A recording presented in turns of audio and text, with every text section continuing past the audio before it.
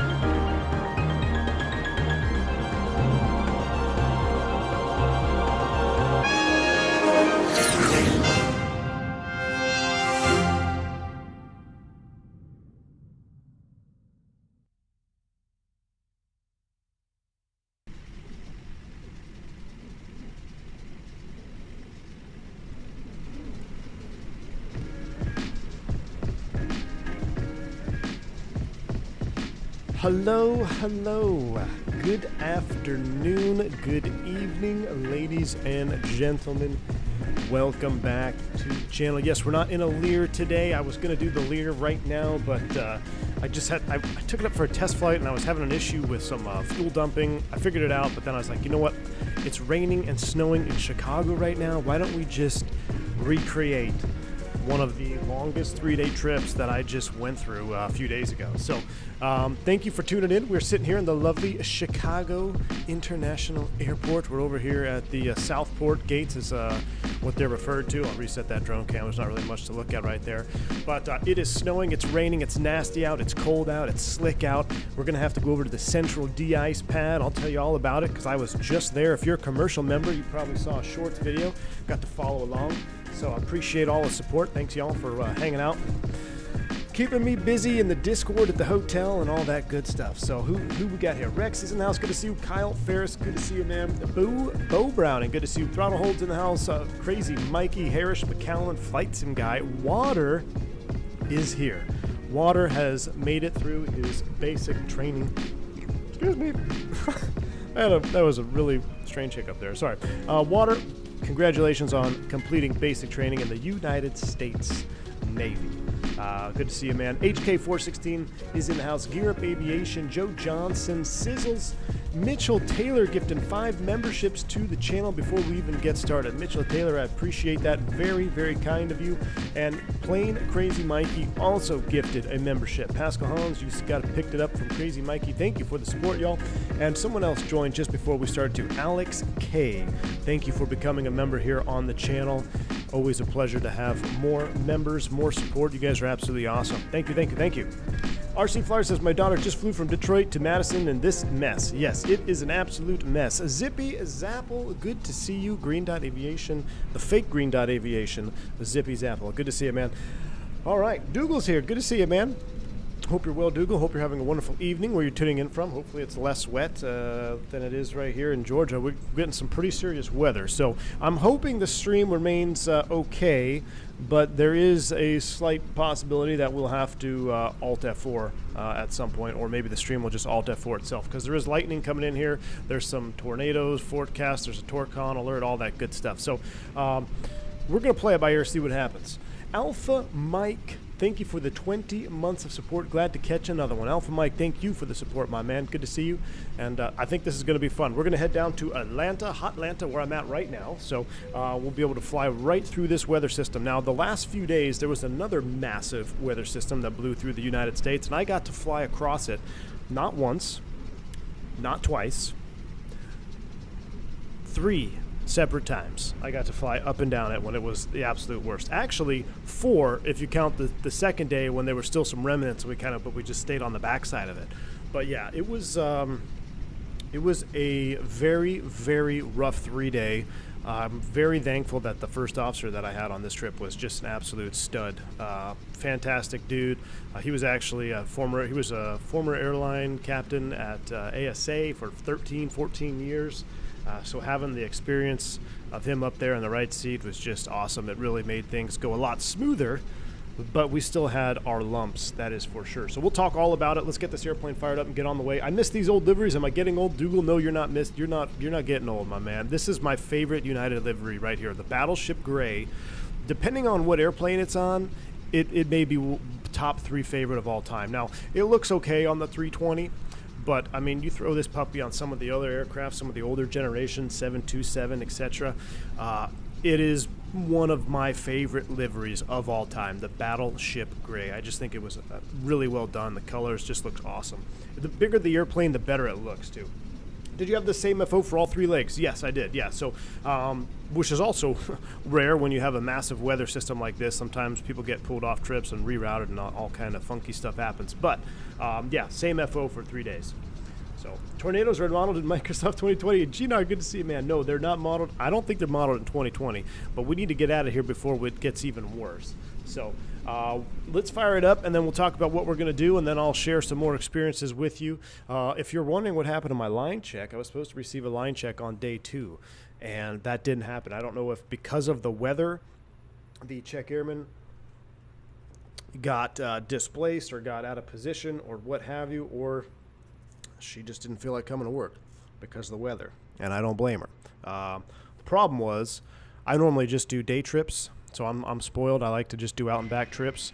And when you have a line check assigned to you, they pretty much lock your trip down. So before I could swap out of this trip, I was locked down. So I had to go on a 3-day trip. I'm like, oh, I don't want to do this, but there's nothing I can do. I got a line check. They locked me down. Wow, we got a Learjet spawned in next to us. So then to go through all that, to not even have the line check, I was just like, really? That was just icing on the cake. Just icing on the cake. 2024 will have tornadoes. Yes, 2024 will have tornadoes. We'll have to... UA had yes, they have the IAEs, man. They have the IAEs. They need to bring it back, Captain AB. I agree. The Battleship Gray is just absolutely fantastic. Dequal still get paid. That's the strat. Well, I'm grace early, so I got a little ways to go before I dequal. I'm sure they'll slap another one on me. But look at that Lear sitting out there, all white Lear, pretty sweet. We are on Iveo network again, so we are flying on Iveo, not VATSIM. The ban is still current. I'm still banned from VATSIM. I did, however, get to log into my old email. I finally was able to get in with some help of Google support and all that, because I previously mentioned I reset my phone number. And it was a big ordeal. Anyway, I got into the email, finally did. And yeah, I was officially banned on January 2nd at 2:54 in the morning. So Anyway, let's go ahead and fire it up. Let's go batteries on. Let's make sure 25.6 volts or greater, which we have.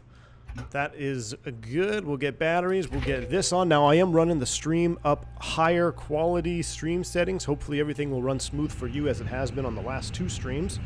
So, I could only imagine if we get any streaming issues today, it's probably going to be because of the weather. But anyway, hopefully everything runs smoothly. What are your favorite airplane engines? Rex, I like the IAEs. I'm talking about on the Airbus? IAEs on the Airbus. I think the Pratts look cool. I don't like the looks of the CFM LEAPs, and I don't like the looks of the CFM CEO engines. I think IAEs look better. They're bigger. They sound cooler. And that's all that matters, right? Now, the Pratt & Whitneys, obviously, I think they look cooler than the CFMs, but obviously the CFMs are a little bit better than the LEAP situation right now. What's the drink of choice today? I'm sporting another Cafe Con Leche, man. Jeremy just picked one up just before the stream went live. Let's go ahead and ground control CVR test. Beautiful. Captain purse to captain. Let's get our ADIRs in a line. Oh, look, it's a panel that I just posted on Shorts video. We'll go ahead and put you over here. System 1, 2, 3. Well, actually, just put it right there. We'll keep it right there. That looks good. Ooh, that was wrong reset button. Come back over here. That's off. We'll put you in position 1. Auto on you. We'll arm you. Let's juice up these overhead lights here a little bit. Now we're talking. Fire test 1. Chaos says he likes engines that work. Yeah. That does help, right? It does help. FO already did the APU fire test. We'll come right back down here. Let's hit the status and recall. Everything looks good. Maintenance message will be cleared out here once we get a line. Take a look at our engine page. We got oil. Take a look at our pressurization. That is in auto. And our hydraulics are all in the green. Let's go ahead and initialize. When are we going to get IEs, chat? When's the IEs coming from Phoenix? What's going on? I thought they were going to be out when I started that trip. So, I don't know. Someone get a hold of Phoenix and be like, what's going on? No, I'm just kidding. Don't do that. Don't do that. They get enough of that from their Discord. Cafe Con Leche, my people will make you an honorary Cuban. Gecko, good to see you, man. Hope you're well, dude. Hope you're staying dry on all this weather situation that's going to be blowing through the East Coast here pretty soon. Tranquil Breeze. I've been experimenting with it at home, but when I'm at the V1 HQ, there's a shop right literally less than 5 minutes away. I could walk to it if it wasn't raining, but it's right next door, so I grab it from there. All right, what did we file? Flight plan, we filed, according to SimBrief, we filed, what did we file? 36,000 feet, huh? Let's put 360 in here. IRS and NIT will let it do its thing. Tropopause is at 4250. Boom. Progress page, actually no, let's go ahead and do this. O'Hare, we're going to be departing off of the runway that is favorable to the wind. So we're going to go through all of this because the way my trip started out in real life, I had one leg, Atlanta up to Chicago. After we took off, the tower evacuated for tornadoes. I mean, that's how bad it was. It was some of the heaviest rain that I've flown in quite some time. I know I flew in some really heavy rain a couple months ago too. But it was gnarly. I mean, it was really, really gnarly going up to Chicago. And then, of course, once we're up at Chicago, we're shooting ILS to minimums. Almost set up for the Cat 3, but because of the wind conditions, I was kind of like, let's just shoot a Cat 1 first. We got plenty of gas. And it worked out just fine. But it was pretty much a Cat 1 almost to mins in the snow, blowing snow, slippery, slick. And then guess where? I haven't been in I don't think I've been to the penalty box in Chicago in probably 8. No, it's had to be sooner than that. I'm going to say at least 5 years. It's been at least 5 years since I've been to the O'Hare penalty box. But I got to sit in the O'Hare penalty box for about an hour waiting for a gate. Then got on the gate and then had a de-ice after leaving. So we'll get to that part when we get there. But let's go ahead and figure this out. We're going to be departing off the O'Hare departure. Winds, I think, are going to be favoring 10. So we'll blast off 10 left, Delta, Delta. That's kind of the mainstay here. So we'll go ahead and load up 10 left. I'm pretty sure that's what the winds are favoring as well. So 10 left, Delta, Delta. We'd have a what's it called? A shift in there as well in the real airplane. For landing in Atlanta, I'm not sure what the winds are. Actually, you know what? Phoenix makes it easy. Let's come over here. I always forget. We've got the winds right here. We can no. How do I get to it? My flight. There we go. Anyone notice he's ignoring VATSIM ban questions? No, I'm not ignoring him, man. I've talked about him ad nauseum on here. We can talk about it in cruise. There's no sense in talking about it right now. I mean, long story short, I was banned because I made a separate account 5 years ago when I made this channel. So that is, and I guess, like I said, we can talk about it in cruise if you want. But that is the gist of it. Nothing I did or anything, so don't get excited. Nothing like profane. Yeah, wasn't like I was doing illegal stuff in the background. O'Hare winds are 100 at 14, so yeah, we'll definitely blast off 10. If we're going into Atlanta right now, winds are 140 at 11. Oof. 140 at 11, so let's land on 9er left. ILS 9 left is what we'll plan for. And ever thought about POSCON? Nah, I'm on Iveo, and I've done some testing with other models and stuff, like seeing other GA traffic and stuff, because that's really where I really enjoy VATSIM, is when we have like our GA stuff, like Lears and stuff, and they're actually really good. So 9 left into Atlanta on the Chipper 1 is what I filed. Chipper 1, and I believe we're off the Matthew transition. So we'll insert that. That looks good. Comiskey all the way down. That's all in there for Hot Atlanta. Beautiful. Let's do a quick secondary initialization. This is important. We'll go O'Hare back to O'Hare.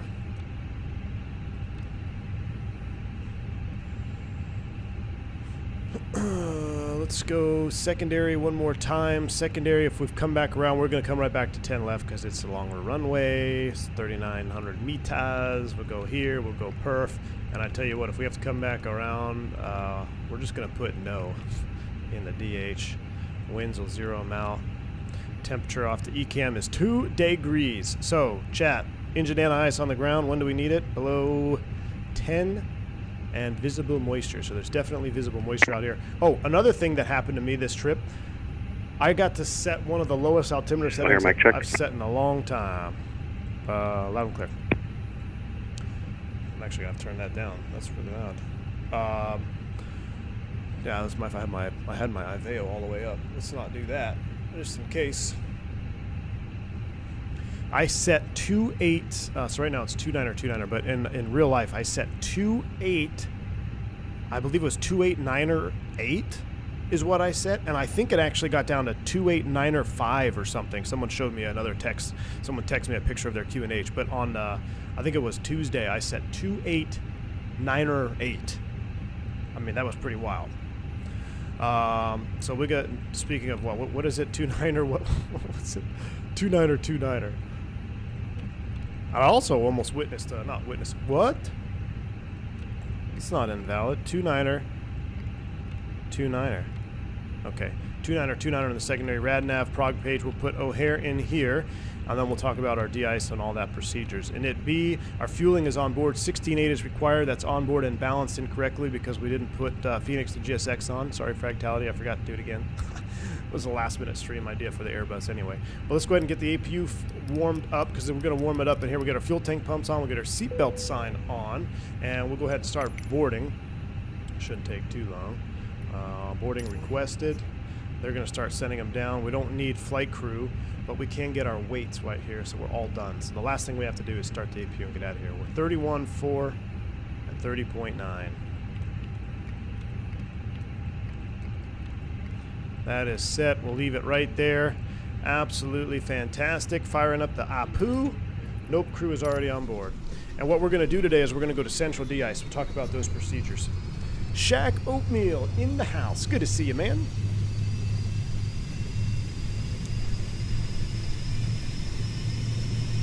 How you doing, Shaq? How's life been out there? You guys getting pummeled from these weather systems moving through the East Coast?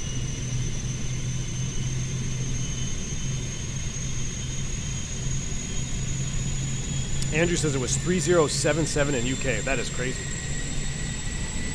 Oh, I had 2 dots. Thanks, Ginar.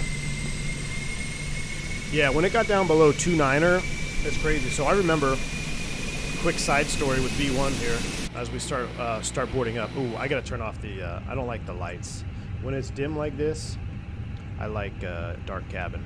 I'll tell you a quick, not even story time, just, oh my goodness.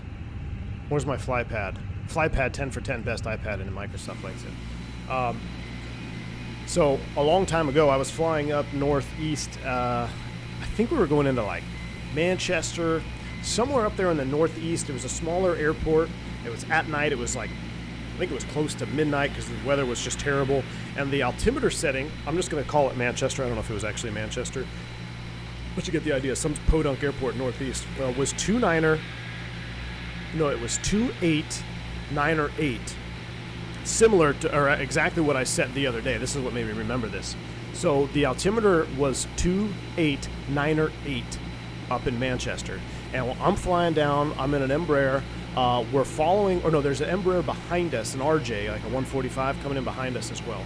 And the approach that we're shooting, maybe it was Burlington, because there's an approach that you have to shoot, and it actually gets pretty close to terrain if you're not paying attention. So I think it might have been Burlington, Vermont.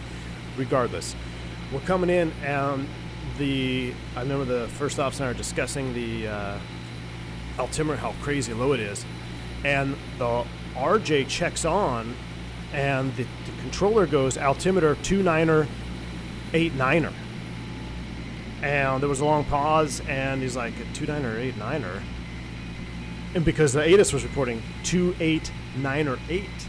Now that is a massive difference. That is one that will drive you into the ground. That's over 1,000-foot difference. So the RJ came back on and confirmed 289er9er8, and the tower controller said yes. So altimeter 289er9er8, vectors for the approach, or whatever. So then the FO on my flight, he chimed on. He's like, "Hey, we want to confirm your ATIS is showing 289er8." And there was a long pause, and the controller came back on and says, "That correction, yeah, 289er8 is the altimeter."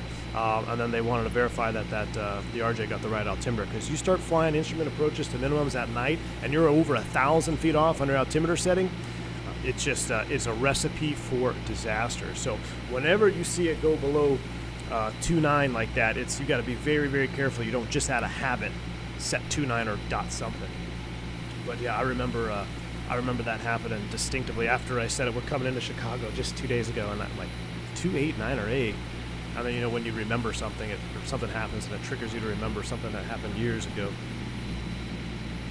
But yeah, that could have been bad. V1 is supposed to get down to 7 Fahrenheit Monday in DFW. Oh my goodness, Al, that's going to be pretty wild. I wonder how. So our original V1 HQ is way up North Texas. I wonder how it's cold it's going to get up there. But yeah, chilly.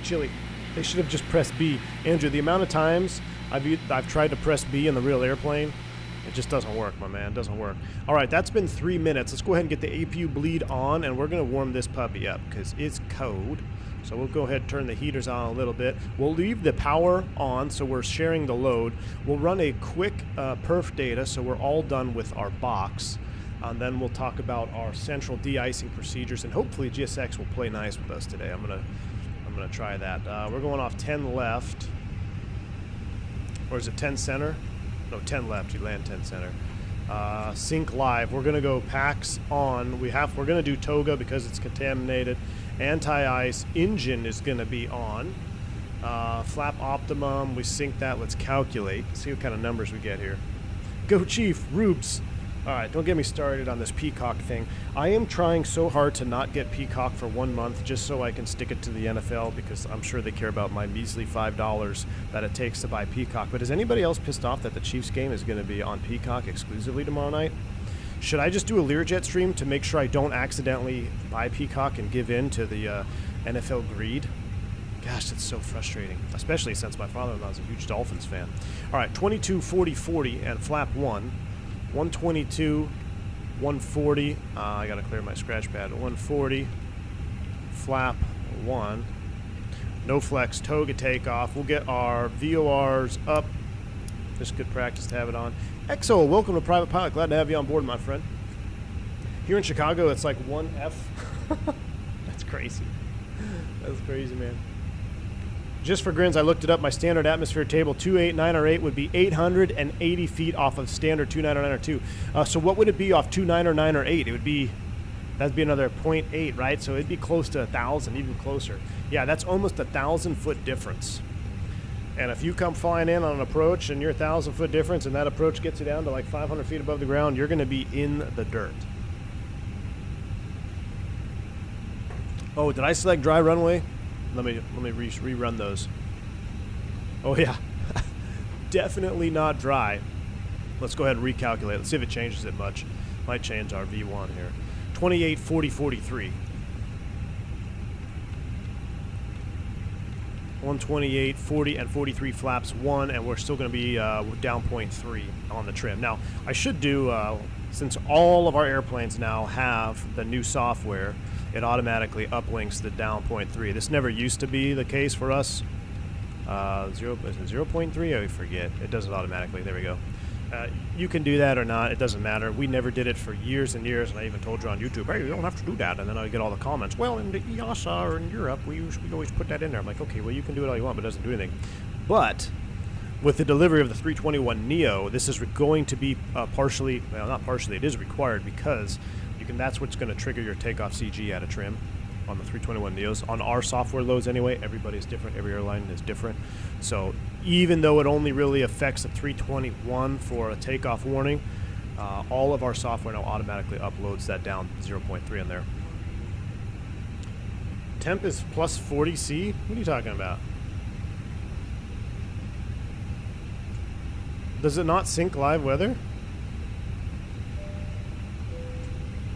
Okay, I guess we have to do it our own. What is it? It's, for Celsius, it's, oh geez, what is it in Chicago?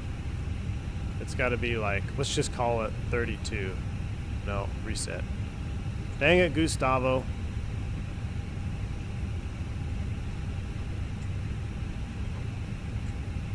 Now we got to do it all over again. No, you know what? Screw it. We're going to survive. Our V-speeds will be fine. Gustavo, go away. Leave me alone. All right. Let's go back to our Navigraph. Let's take a look at our central de-ice facility. So depending on where you are, what airline you operate, you may de-ice at the gate. Chicago's actually gotten very efficient at their de-icing procedures. So what I had to do yesterday or 2 days ago is I had to run over to the central de-icing facility. Now, what we're going to do for our procedure here is after startup, we're not going to run any, we're not going to run our flaps. We're not going to do any of that. We're going to keep everything up. We'll just do a very basic after start, make sure the ignition is off, and we're going to head over to the de-ice facility. Now, I was faced with a decision.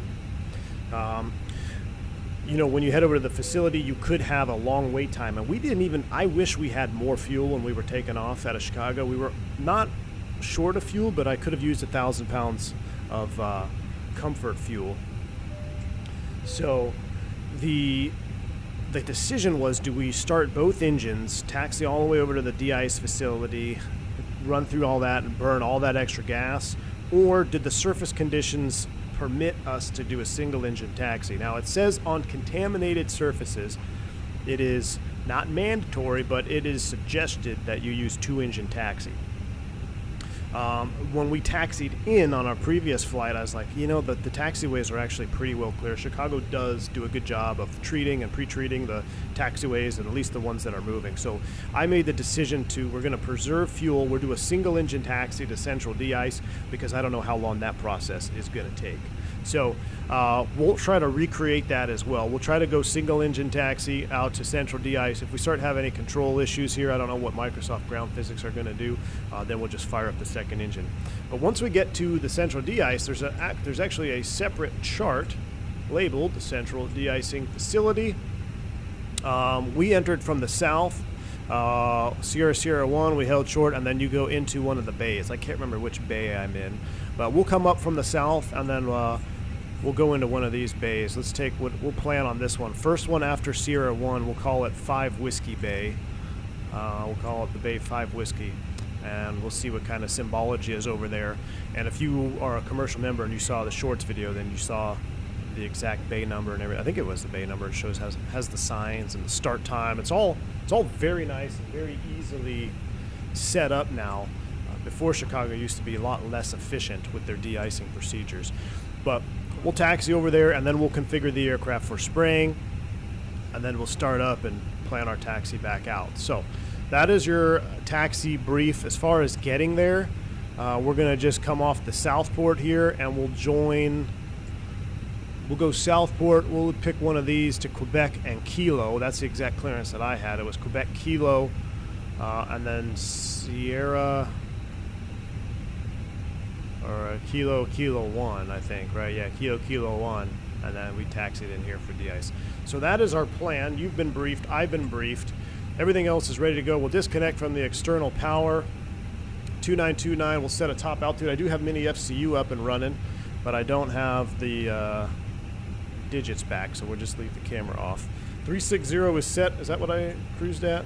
Yep, 36 is set. All right, we're just about ready to go. Just finishing up some passenger boarding. 131 to 163. What I miss? I know someone dropped some memberships there. RC Flyer, thank you so much for 5 gifted memberships. Appreciate you.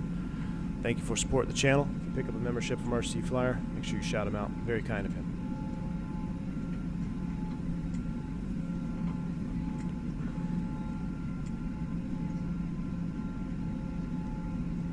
X-plane labels de-ice pads at O'Hare. Really? Well, we do have an O'Hare scenery. This is the, it used to be the no-frame O'Hare, but with FrameGen mod and the other mod, it's very frame friendly. So I'm loving it. Was listening to a V1 After Dark. Watch out for the crew meals. Aso Basso, good to see you, man. Yeah, good old crew meals. We're going to fire up those After Dark podcasts here again. Don't worry. We're going to fire them up here. Lear 35 with the Jetway. Yeah, I think that's probably Team Vodka. What happens at the scenic pad? You don't want to know, Christopher. Don't want to know. V1, I'm hoping you're doing well. Started flying at a new airline and started my initial on a 320. Sweet, Flying Canuck. That's awesome, man. Congratulations. Any tips and tricks? Well, pick yourself up the Fenix. Start running your flows and going through your standard operating procedures in the Fenix in the sim. It'll make your life that much easier. But congrats, that's exciting, man. That's very exciting. Some would say podcast.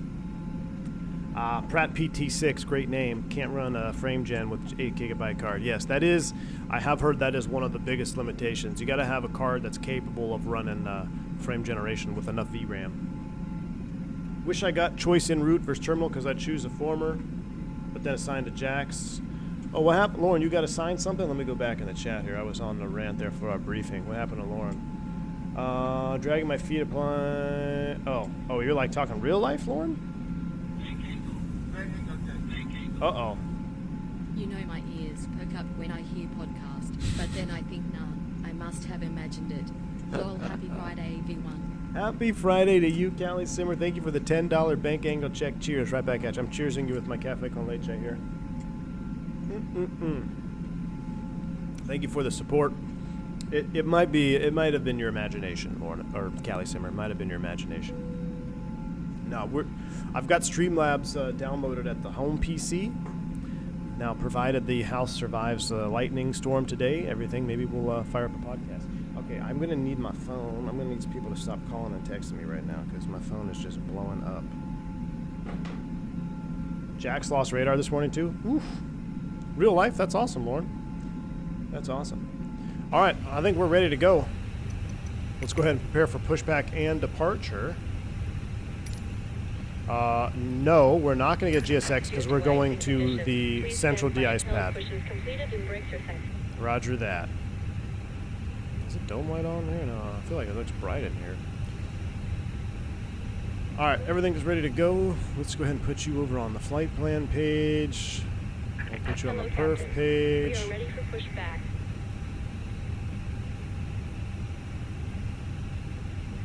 Charlie 8. Air traffic, United 357, backing off of Charlie 9, tail south, going to Southport. All right, we're going off Charlie 9 to the Southport exit. Oh, I love that livery. Departure check completed. Bypass pin inserted. Captain Shark, thanks for the $2 super chat, man. V1, can't wait for the Fenix 321. I can't wait for the 319, my man. But yes, I know we're all very excited. Thank you for that $2 super chat. I can't wait for it either. 321. Hey, I flew in 2 days. I flew a 319, a 320, and a 321. Then on the third day, I think I was back to a 320, if I remember right. It all blurred together. But the first day, 3 legs and a 319. Good old 319. I was happy to be in a 319 leaving Atlanta, though. I tell you that when the storm was really, really bad just before they evacuated, we were ripping up through that climb. We were climbing like banshees. So, good old 319. It's not the most comfortable in turbulence, that is for sure. And we definitely got rocked. But, all right, we got our Throttletek cams on. Shout out Throttletek. Gotta love it. All right, we need to go nose left facing south. Oh yeah, we gotta dismiss the Fenix GPU. Stand by.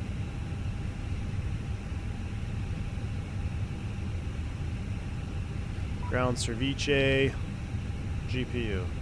Release parking brakes. Cockpit to ground, brakes release, clear to push. Due to icing conditions, please stand by. Oh, look at the beacon on the Lear. Brakes are You can see the beacon on the Learjet. That's so cool. Thoughts on ATP, Vidic? It's not for everybody, but if you can handle it, do it. It's all about timing, my man. And the airlines have been hiring. So if you want to get to an airline and you can handle the fire hose of ATP, at this point, I would say do it. But you got to remember, it is an absolute fire hose situation. Phoenix to GSX Fractality. Yeah, I forgot to launch it, man. And I still have to read the manual because I don't remember what triggers it, and sometimes I don't want to trigger it before the stream starts, and then I feel too much time pressure. I gotta read the manual. I'll read the manual at some point. It works. We tried it once or twice. What I gotta do now is I gotta watch that video on Mini FCU and the Fenix. What is the climb rate in a lightly loaded 319 compared to a lightly loaded 320 and 321? Whatever it is in a 20 and 21, it's definitely better. We were doing a steady 4,000 feet a minute. We weren't that light. We were moderately loaded, actually, leaving Atlanta. We were still climbing pretty good. 320 is comparable. That 320 is, I think, really kind of depends on the weight. If you're a heavy 320, you don't climb all that good. If you're light to moderate, I mean, yeah, Air traffic, Star Check 115. We're going to power back Star on check. Charlie 7 here ahead of the 320. Oh. Star Check is doing a power back. Brakes are set, clear disconnect. Unlocking gear. But the 321, heavily loaded, tranquil breeze, I mean, you're lucky to break 2,500 feet a minute, depending on what altitude you're at. But it's a trade-off because the 321 does handle turbulence better. You definitely feel the cushion of the 321.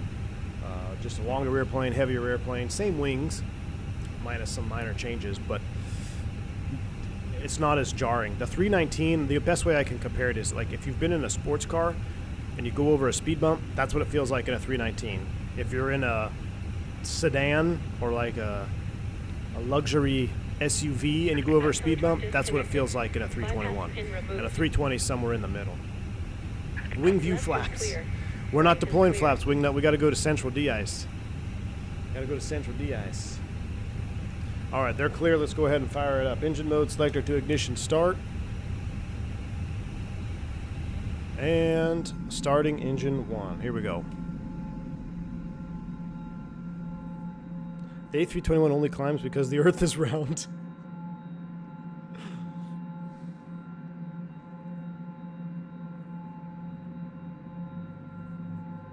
Clear to start engines. We're starting them up.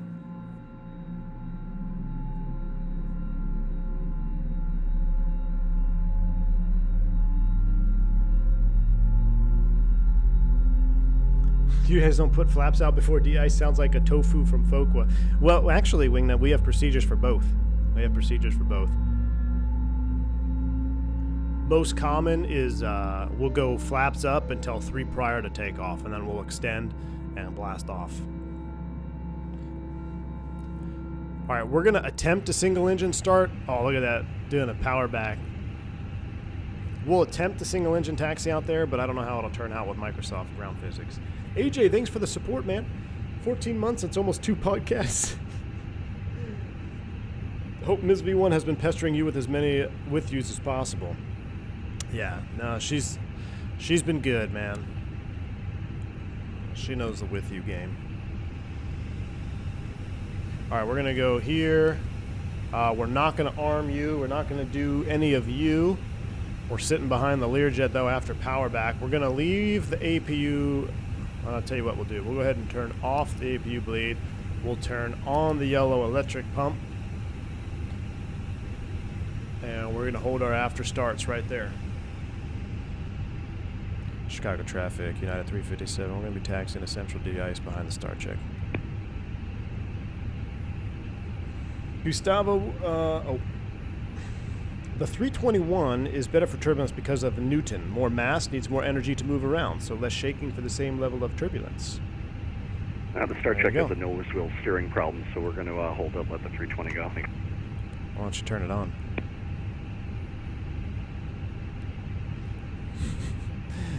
Alright. He doesn't know how to turn on his nose wheel steering. Taxi lights on. We're going to attempt a single engine taxi. Let's see how this goes.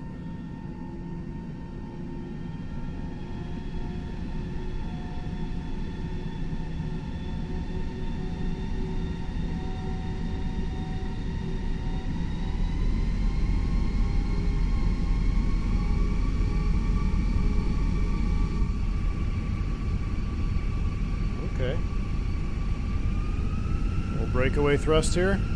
I wonder if it's simulating slush. Oh, what did we forget, chat? Engine and eyes needs to be on. There we go. Now we're rolling.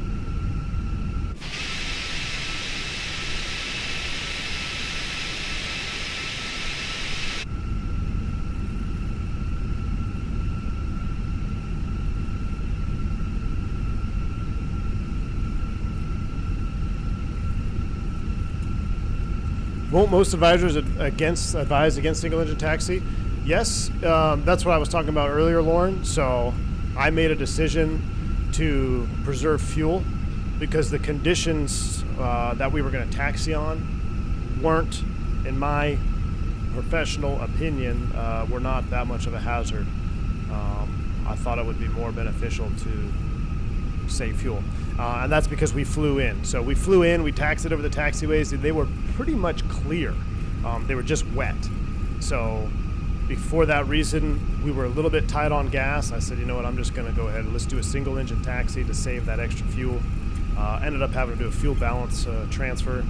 We'll see if we can run into that as well. But all right, so we're going to go ahead and exit here.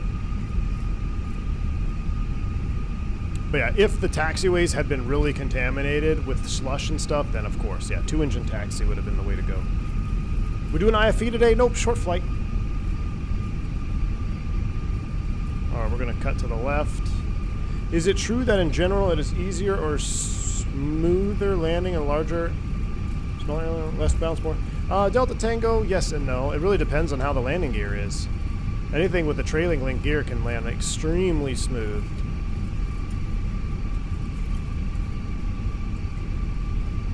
Alright, so we're going to go ahead and turn right. And then we should be able to join Kilo. I was just here. This is crazy. A little bit of snow on the little pads there.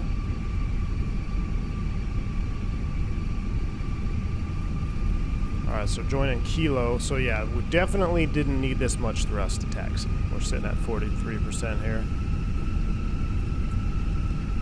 I kind of want to just power through this though, because I want to see if we end up having to do a fuel balance transfer. Granted, these aren't, you know, the Fenix's engines yet, but I just want to see how close it gets. All right, and then we're going to join Kilo right over here. Now, is this a runway in this scenery? Yeah, so this doesn't exist. So it looks a little bit different in real life. We're going to go ahead and cut over here. This is all under construction right now. There's some massive construction situations happening. So we'll go ahead and just pretend we don't see any of that.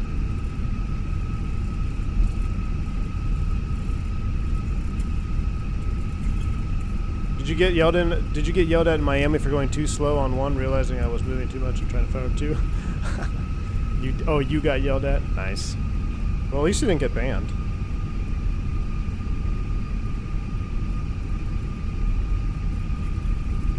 Yeah, that whole runway is the taxiway now, and this was all coned off. I think we had to join, make a little S-turn here. Now, I haven't updated my scenery in a really long time. I wonder if there's an update to this, but we're headed the right direction. We're headed to Central De-ice.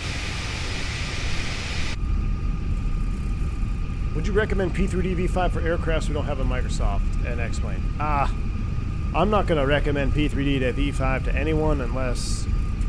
Because if you need a recommendation for P3D V5, then you probably don't want it. Those that want to fly in P3D know they want to fly in P3D, and they know the hurdles and expenses associated with it. I'm not saying P3D is a bad sim, but I'm just saying as anyone that wants to get into simulation, I don't think P3D V5 is where you start. Taxi instructions in O'Hare is harder than landing. Yes, it is. Yes, it is indeed. Now, let's see here. I'm going to run some rudder trim to the left. I want to see if it will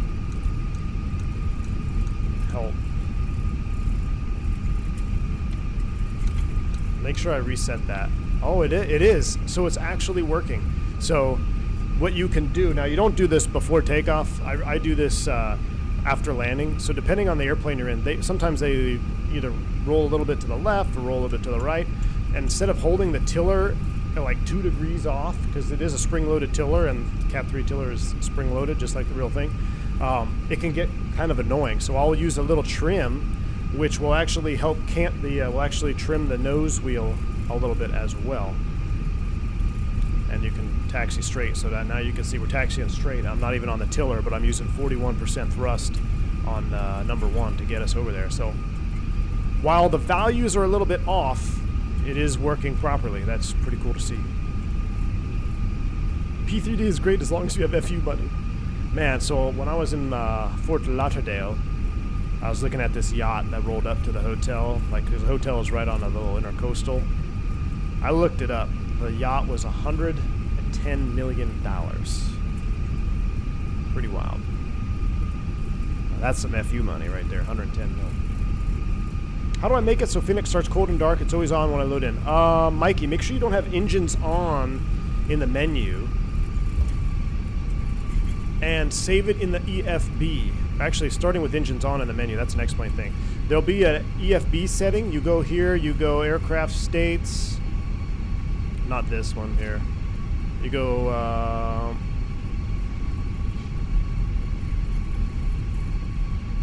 panel states. Panel states, and then you select cold and dark as default. Alright, let's go ahead and enter. Where are we at here? This is Kilo 1, so we'll enter here.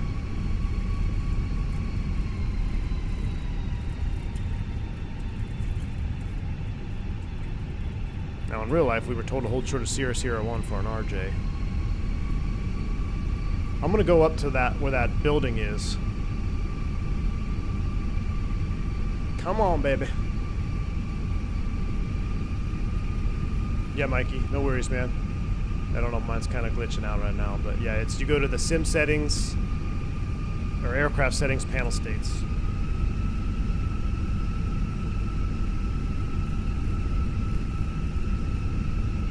Come on, baby. Cut across the pad here a little bit. It'll be interesting. I'm going to be very interested to see what our fuel looks like.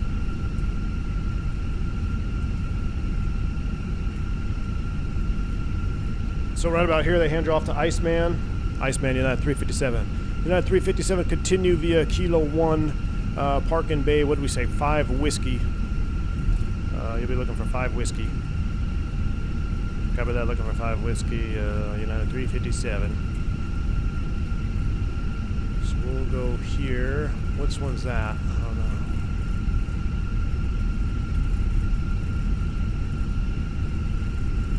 How's the Lear doing? I'm loving the Lear. I just, I wanted to do, with the weather, the way it was in Chicago, I was like, I kind of want to recreate what we just did, even though I said I didn't want to fly Airbus.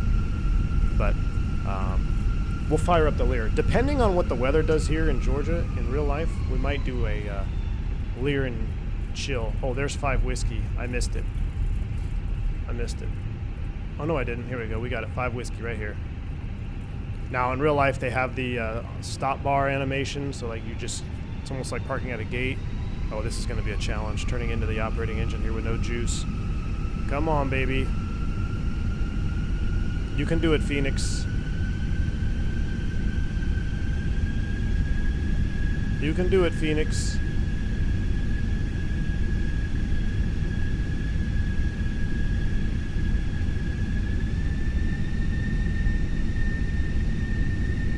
Come on.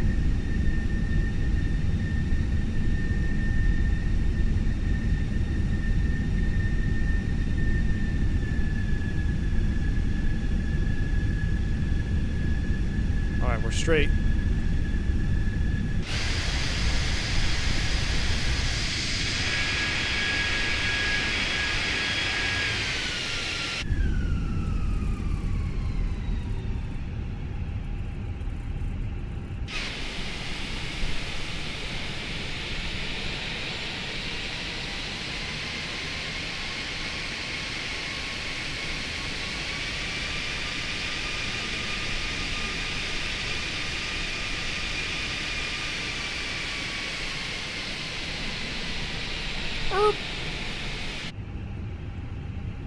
Alright, brakes are set. Whew. Taxi light is off. Alright, let's go ahead and configure United 357 contact Iceman on 2937. Alright. Contact Iceman. Alright, configure for a de-ice. While we're sitting here on the ground, I'm going to go ahead and turn, and we're parked, I'm going to go ahead and turn off the electric pump so you don't have to listen to that thing in the back. We'll go ahead and turn off engine 1 bleed, engine 2 bleed, APU bleed is off. That is set. Ditching push button, confirm, confirm. Ditching push button is on. That'll close all valves below the water line. And then you can verify this when you go over here and go to the pressurization page. There's the valve closing. Everything is closed up. Now, I wonder what our cabin is. Hopefully they're nice and toasty. Let's go ahead and see what the condition says. Yeah, 81 degrees. It's going to get a little bit chilly in there. Air bleed 1, that's associated. All right, engines are at idle. Parking brake is on. We have one engine running. Bleeds are off. Ditching push button is on. And we've got engine 1 anti-ice on because we have one engine running in the pad. Iceman, 357. 357, Iceman, go ahead. Yeah, aircraft configured. We got one engine running. Number 1, we're ready to receive type 1 and 4 2-step de-icing. Alright, so he's going to advise us when time's complete. So let's see. GSX, play nice. Request de-ice. Yeah. Ladies and gentlemen from the flight deck, just as I told you earlier, we're at the de-icing pad right now. Just about another 5 or 10 minutes, you'll see a couple trucks coming up to the aircraft. They're going to be spraying the wings down. This is totally normal. We'll probably be about 5 or 10 minutes here in the pad. After we get our second engine started, we'll be on our way. Appreciate your patience. Roger that, aircraft's ready for treatment. We need 2-step, but we'll just go with type 4. Treatment now and observe. Fluid type 4. Concentration at 100%. I will call you back when ready. I'd love to hear your thoughts on the Phenom Cockspur. Really love it. Dougal, you have it? So Dougal, I was looking at that Cockspur Phenom, and the only reason I don't have it, Dougal, is because I have something against G1000s, all right, in the sim world. But what also bothers me is it doesn't have reversers. So it's kind of like, meh, no reversers and G1000, but it does look really, really good. So I might still pick it up, Dougal. We'll see. The sounds seem really good. But Dougal, if you say you like it, I might have to do. I've been eyeing it for sure, Dougal. Trust me. I've been looking at videos. I watched Q8 flying it. I watched, I think Blue Games flew it. So I've been keeping my eye on it, Dougal. I might have to pick it up just to see. G1000 makes me cringe in Sims. Vedic, thank you for the $10 super chat, my friend. It says, for ATP, I would be coming in with my private. Just want to know if it would be worth it financially, and if you or anyone in the chat have heard anything about it from coworkers. Thanks. Vedic, absolutely. Thank you for the $10 super chat. So I know lots of pilots that have done the ATP program. It's kind of like what I said before. Even coming in with your PPO, you'll probably be able to cruise through it pretty darn quick. So you really got to, I think it's dependent upon location, too. Anti-icing completed. Anti-icing code is fluid type 4. Concentration at 100%. I'm disconnected. What type of an Iceman? What type of fluid was that? Safe one, Okay, safe wing Clarion 4. Got it. Thanks. And then we'd start our hot table. If you saw that in the shorts video, you'll see that we have the actual HOTS app that starts counting down automatically from you. But yeah, Vidic, I think the ATP, as far as how is ATP, it's going to vary greatly on which location you're going to. So check the reviews out for the local ATP stuff. But I know guys have done it. I know a lot of pilots that have done it. So thank you for the support, man. I still don't understand how you can fly an Airbus with glass in the sim, but you can't G1000. It's basically the same thing. Oh, no, Jeremy, it's definitely not the same thing. So the G1000s in real life are some of the most capable units available in the market. The only G1000 that came close to scratching the surface was the one on the TBM 900 in X-Plane 11. I've never seen a G1000 that's got me excited other than that one, and that didn't even get me excited. It just allowed me to get over my meh feeling for glass in sim world. I like the looks of gauges. I like the old school vibe in the sim. But again, I'm not knocking the real thing. If I had to buy my own airplane that had a G1000, I would definitely take it. So, Captain, I have a United Aviate interview next month. Fantastic, dude. Do you have any tips for the interview, both technical and HR side? Matt K, I do not, unfortunately, but maybe someone in the chat does. I appreciate it. Best of luck to you, Matt. I'm sure you're going to crush it with flying colors, though. I'll tell you one thing. No matter what, just be confident in your answers and be personable. Don't be a robot. All right? Relax, be comfortable, and be confident. That's what they're looking for. All right, so we've got our timer going for 1 minute, so now we can go ahead and turn on the engine bleeds. Engine bleeds are coming back on. Now, in real life, we'd have to wait another 5 minutes for our APU bleed, but we're not going to wait the 5 minutes. We'll simulate that we had the 5 minutes. Let's take a look at our fuel here. 7384. Ooh, we're going to have to balance a little bit. So I tell you what, let's see if we can balance a little bit while we simulate waiting. So we're going to go low tank pumps off. Oh, did that. Don't do that. Crossfeed open, chat. Crossfeed open first before you kill the low tank pumps. And then we'll turn off the left tank pumps because they're the low side. Crossfeed is open. And now what we're trying to accomplish here is we're trying to fill up some fuel in this left wing tank via the fuel return, the fuel heat exchanger into the left wing tank. So that's what we got going on. We'll go ahead and clear the caution. That's normal. And I guess should we just wait 5 minutes and see what happens? You want full realism? Don't drop the F-bomb in your interview. Yeah, don't do that, as Wingnut says. Uh-oh, the internet's tanking. Are we going to have internet? Where's the storm at? Let me check my radar. Ooh. V1HQ is about to get smashed, y'all.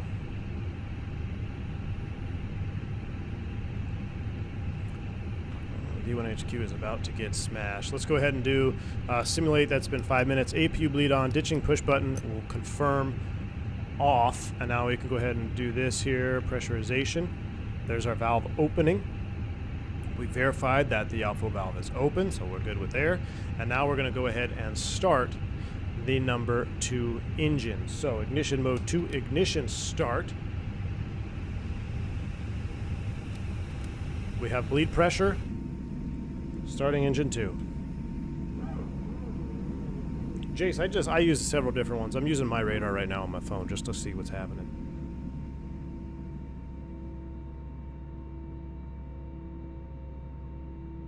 Explain on Microsoft Flight Sim. Rex. Microsoft Flight Simulator. I also flew the glass in the CL650. I did. And it was meh.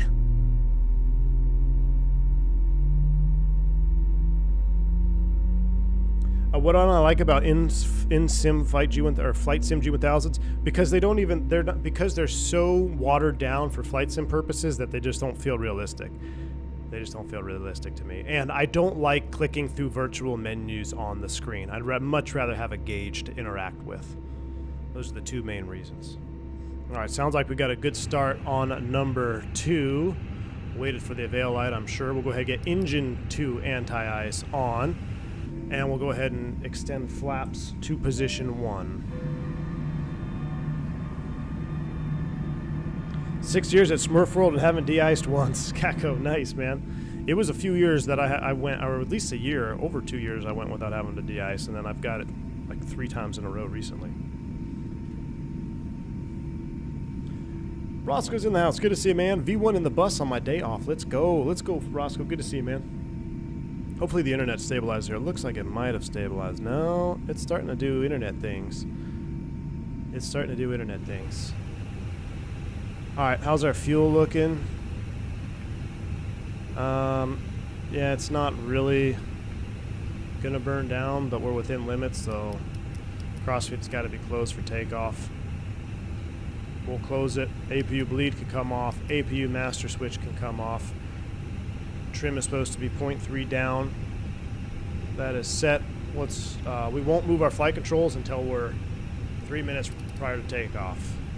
We talked to Iceman, got all of our stuff done. Cool. Now it's taxi runway 10 left. Brakes released. There we go.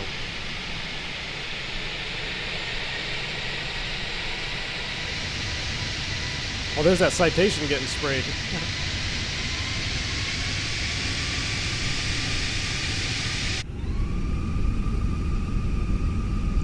Oh, there is a sign over here. What's this say? Exit now. That's kind of cool.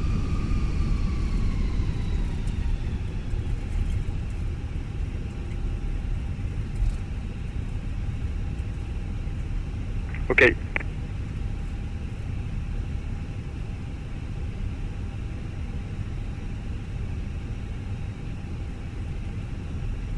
Hello? Okay.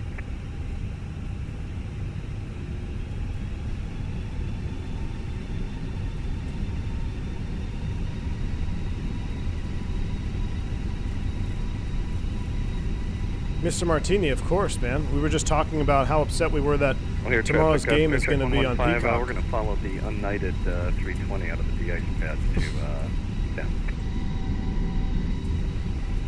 O'Hare traffic, United 357, taxi 10 left, Delta Delta.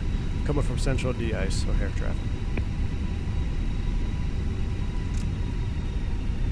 Yeah, I can see the internet starting to freak out. That's probably because of the weather. Oh, let's go ahead and reset our rudder trim. You guys didn't tell me to reset. There we go. I was wondering why we're pulling to the left. There we go. Now we're nice and straight.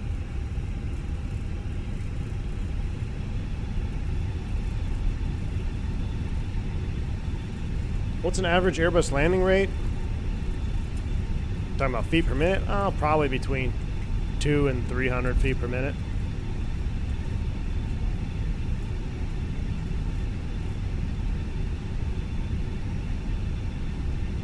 V1, if you had your own airline, what would your fleet be composed of?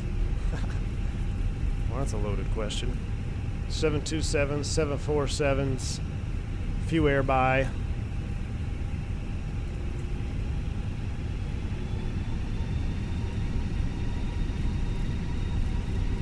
Maybe a Fokker. A couple King Airs for private transport.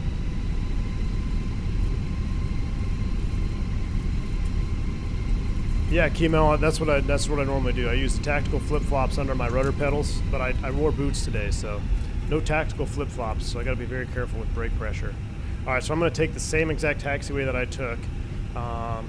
This was funny. So when I was in Chicago, I was nose to nose on this taxiway here with a citation. I think it was an MU2, or I don't know. I think it was. I posted it in the V1's section. I saw there was a citation and then a 777 behind it. We had to sit there for like another 10 minutes just waiting. But it was pretty wild looking. Oh, 7.5. Yeah, I gotta have the 7.5. Gotta have the 7.5. Nah, the Lear scares me in real life. I love it in SimWorld. But I don't know if I'd want a Lear in my fleet. That's a good way to go bankrupt. Embraer 120s for regional? No, you know what it will be? Oh, maybe it wasn't an MU2. What the site? The Embraer 190 E2. I saw my first ever one in Florida. I've never seen one in person. It looked sweet. It looked like a miniature 757 with Neo motors. Pretty darn cool.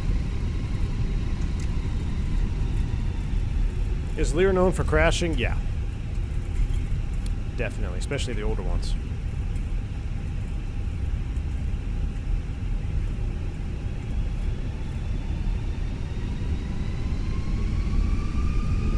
Yeah, it must be like simulating snow and slush here on the ground. Because I'm having to use a lot of power to taxi.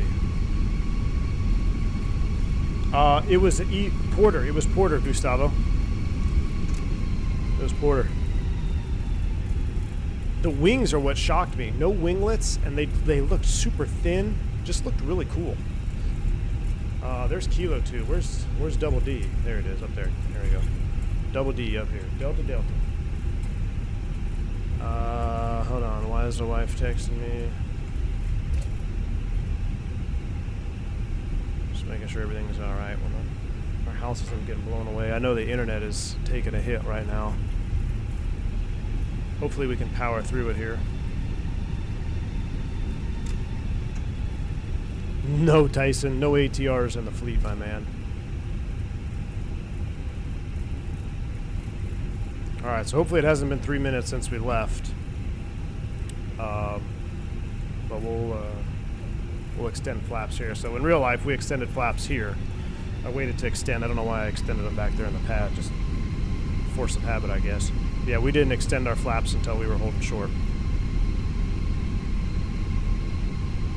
Am I going to be able to drive home safely? Oh, that's to be determined, Jeremy. We'll see.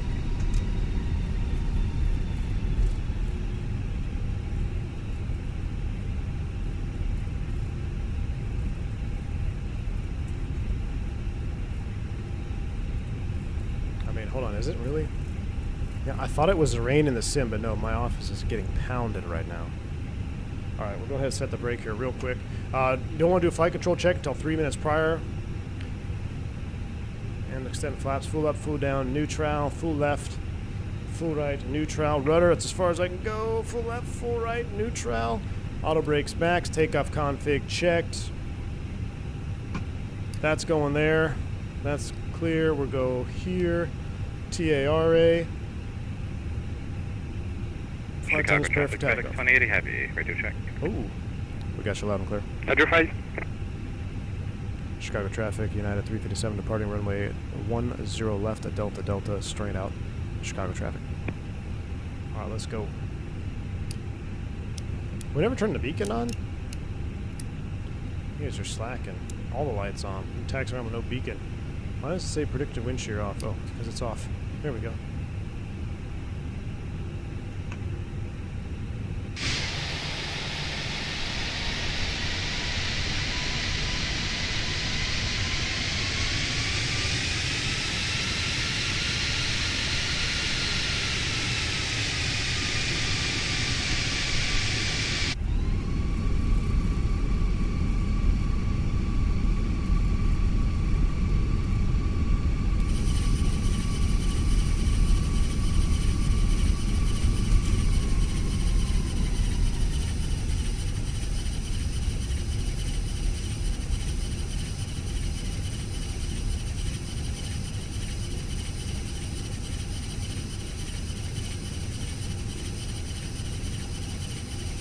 Oh, looks pretty good. We're going to turn that off. Spool them up 50. Let's do it. Yoga's in chat.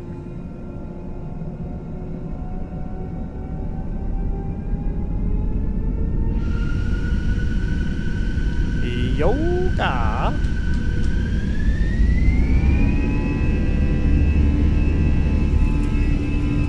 Toga SRS runway, auto thrust is blue.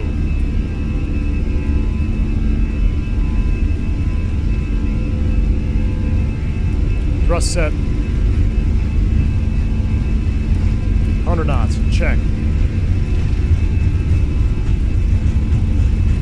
V1. Ooh, a little bit of airspeed stagnation, look at that. Rotate. Oh, here's traffic. Start check 115. We're going to line up on... Positive rate. Herein. Navin. Fly with. Oh, that is awesome. How awesome is that? Oh, if you haven't already smashed down the like button, I know the internet's freaking out on you. You're seeing probably some chop or some circles of death, but maybe on replay it'll come through in HD. That is just awesome. All right, let's go ahead and do thrust reduction from window view.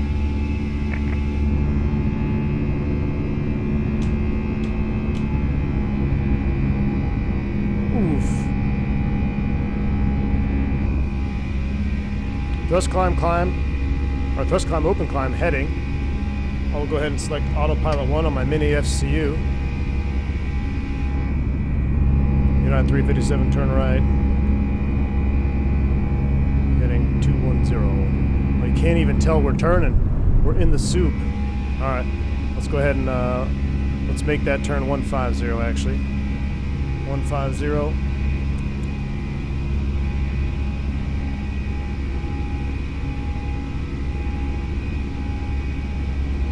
Want to get a clean wing here so we can get some wing anti-ice on if we need it. Oh my, look at that. Air traffic, Star Check 115, departing 10 left, 150 after departure. Air traffic, United 357, we're on heading 150 at a 3.8 last call here. There's S speed. I want to go flap 0, but look at this breakout view. This is insane. Let's go flap 0.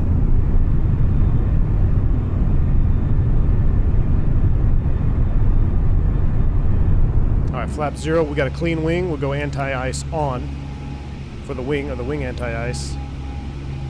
United 3. Oh, did you hear the valve open up? Did you hear that pitch change? That just that ever so slightly. United 357, rake the right turn 190 when able, proceed direct Kaminsky. 190 direct Kaminsky. Insert. We're naving, thrust climb, open climb, nav. We are in it thick. We are in it thick, chat.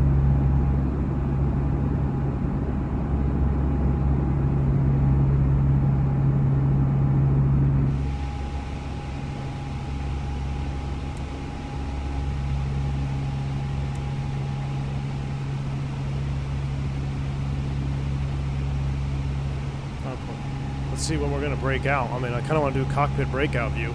Here we go. Oh. I mean, that's almost heavenly. That's just stunning. You can see we got another high layer above us. XP72 view here. Oop, a little too far.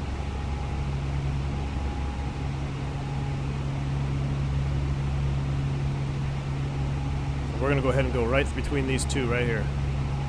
Right between these two thunderheads. Jace, yeah, it was extremely turbulent the other day. It took us, so when we flew out of Chicago, for the preceding 2.5 hours, it was continuous moderate turbulence. Not moderate chop, not light chop, continuous moderate. It was brutal, man. Brutal. I kept looking at the wings back there flexing. Oh boy. Stay together, baby.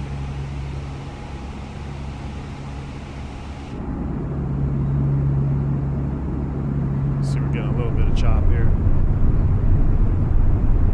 So the wing is flexing a little bit.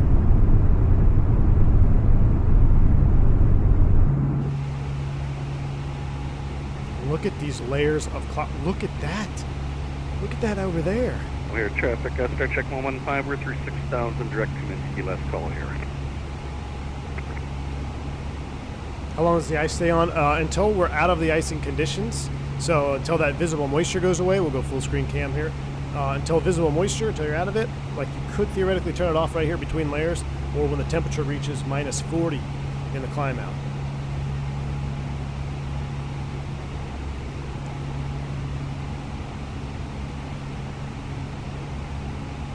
We might have to do a little heading deviation here. Uh-oh. Okay.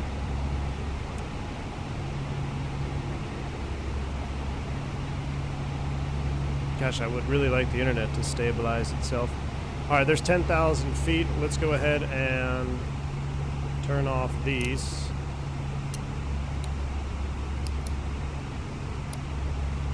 Ding the flight attendants.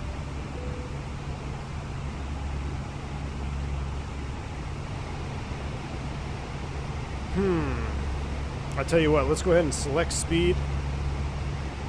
Let's maintain 270 here, give us a better climb rate, see if we can top some of this, get a better view of what's going on.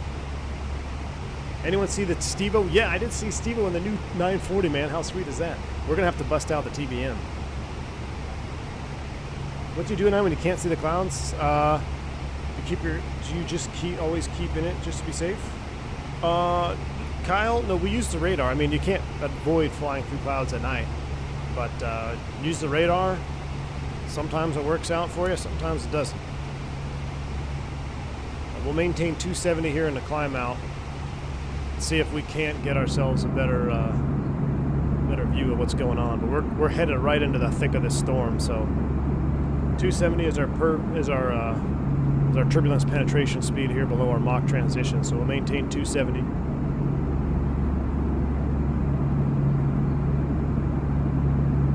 I gotta check the radar, see, make sure I don't have a tornado coming to my V1 HQ right now.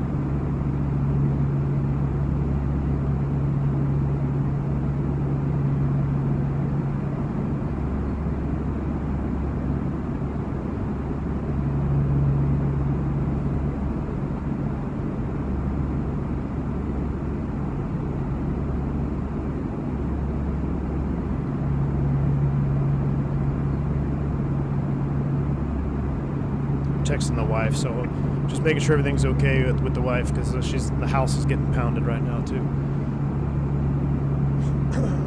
Fly Live is dead. You know what? It's the Fenix then. It's the Fenix that's killing Fly Live, so I'll kill Fly Live. Thank you. The Fenix is somehow, when I fly the Fenix, it dies, because we used it in the Lear, it works fine. We'll see. I really hope the internet fix itself here. Wow. I'll tell you what we're going to do. For weather avoidance, we're going to go ahead and come a little bit right. I want to avoid this stuff. I want to try to go over here. Let's try to avoid some of that build-up. When you said thrust climb, open climb, what's controlling the rate of climb? So when you're in open climb pane, that means the airplane is going to pitch at climb thrust. If you're in thrust climb, that's why it's important you announce both. So you're thrust climb, which means you're in the climb detent, and the engines are giving you climb power, period. Thrust climb, open climb, means the open climb is going to pitch for the selected speed that you have. So at 250 knots in climb thrust, the airplane is going to pitch to maintain 250 knots. So if I were to, let's say for this discussion, go Toga thrust in open climb, the climb rate would then increase because it's still trying to maintain that 250 knots in open climb. Now the opposite would be true. If I pulled the power to idle in open climb, the airplane is going to try to maintain 250 knots, and if you're climbing, guess what's going to happen? It's going to start slowing down, so the airplane's going to have to keep pitching up, and that's where you can get into VLS. Uh-oh. I think we're having power issues here at the HQ. Basically, yeah, it's kind of like flight level change. Zippy, you're at 330 and still in the clouds? Rip. Yeah, Delta Tango, we're getting pounded right now. Tranquil Breeze, I know. The weather systems in 2024, I'm excited. I'm excited. Yeah, I already turned off the top banner. I was plane spotting at the Proudbird LAX 2 weeks ago and saw an angry widget 319 with strobes, where the left thing would flash first and then the right and so on. How popular would that be? Oh man, I have no idea, Marlano. Probably something to do with that specific wiring on that bird. Maybe a little bit out of sync. That's something that you would have no idea is happening unless somebody told you. You can't see your strobes from the front unless you're on the ground and you're looking back towards your wingtips, because the 319 you can definitely see your wingtips. So but I mean, it would be, you wouldn't know because I can't see the right wingtip and the FO can't see the left wingtip. Zippy, we're planned at 360. All right, so we're going through another high layer. Now you got to be careful here. We're out of 18, so let's go ahead, magic barrel ref key. If you keep it in 270 here in the transition and you get up a little bit higher, you could end up on the slow side of the power curve. So you just got to make sure you're keeping an eye on if you're doing 270. Eventually, you're going to have to manually switch over to Mach and do a 7.6, which will be your, for a 320 at this weight, about 7.6 Mach. It'll be our turbulence penetration speed in the flight levels. Right now, we'll still maintain 270. We're going to stay on this heading. We'll see if we can correct back towards side bill in a minute. Until we do, let's see if we can get another epic breakout from the nose cone here. Off topic, but the Learjet is so much fun to fly. Richie, I know, it's one of my favorite honestly, my favorite planes in the sim right now. My favorite ones that I get the most enjoyment out of flying. In no particular order. No particular order. Lear, TBM, Black Square King Air, Fokker. That's what's giving me the most fun in the sim right now. Those four. As far as just they're fun to fly. Cruising in the Lear at 450, super epic. Andre, I know, man. We were going to take a Lear for this flight, but with the snow and ice, I figured it was appropriate. I can't, so I think we have to, or I don't know what the deal. Maybe I'll drop a note in the FlySimware Discord. But GSX doesn't recognize the Learjet, so when I tried to de-ice it, it always like crashes. How can we got to figure out how we can fix that? Is that something I can fix easily, or is that something the devs gotta throw up? Aleem Ahmed, good to see you, man. 29 months of support. Thank you, my friend, for that continued support. Happy New Year to you, Aleem. HOA Comanche is great, but as far as having fun, I'm more of a. I need a little more speed. HOA Comanche is phenomenal. Single engine piston experience. There's no doubt about it. I don't have a single bad thing to say about the HOA Comanche other than it's a single engine piston.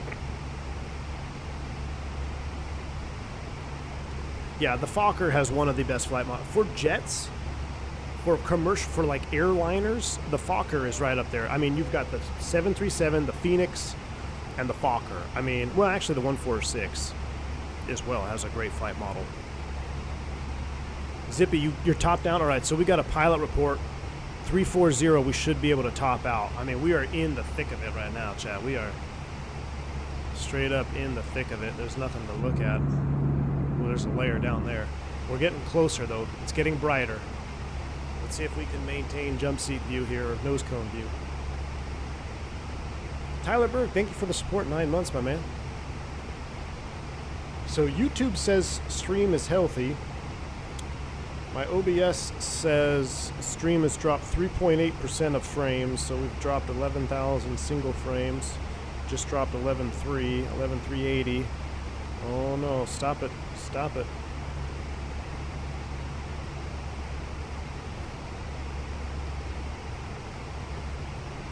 Oh yeah, well, we may go dark, chat. I'm about to get absolutely pummeled by a massive cell. Hopefully there's nothing in that cell.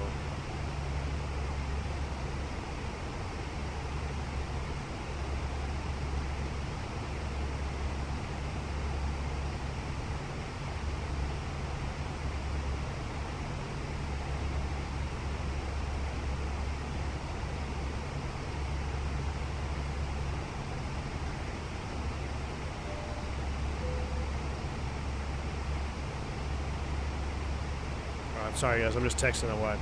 The house is getting absolutely throttled right now too. Oh, we have a breakout. We're starting to get close.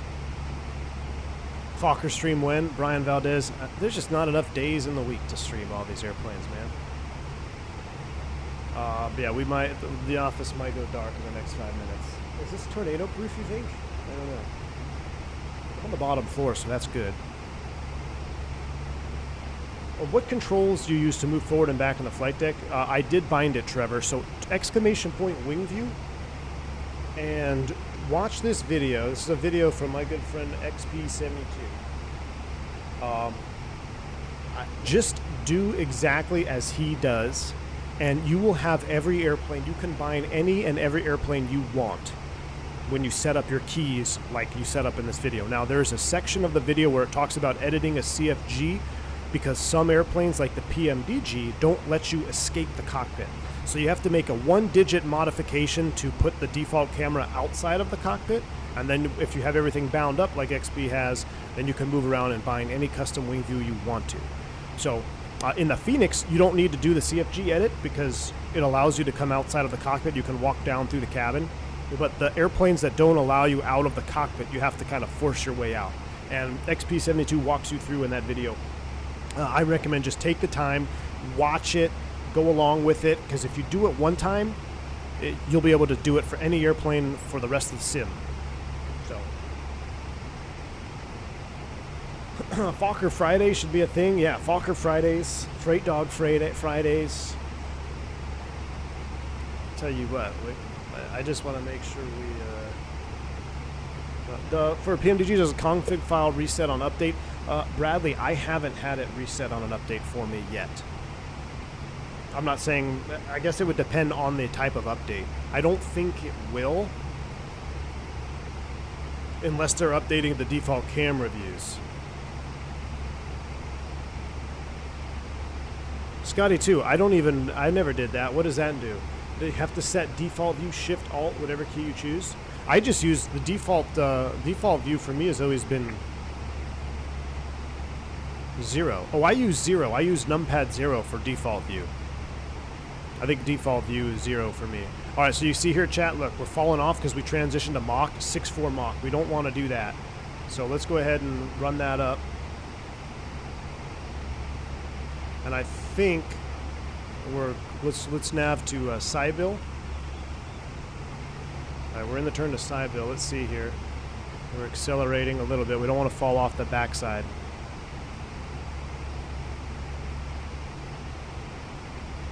Almost start to see some breakout here.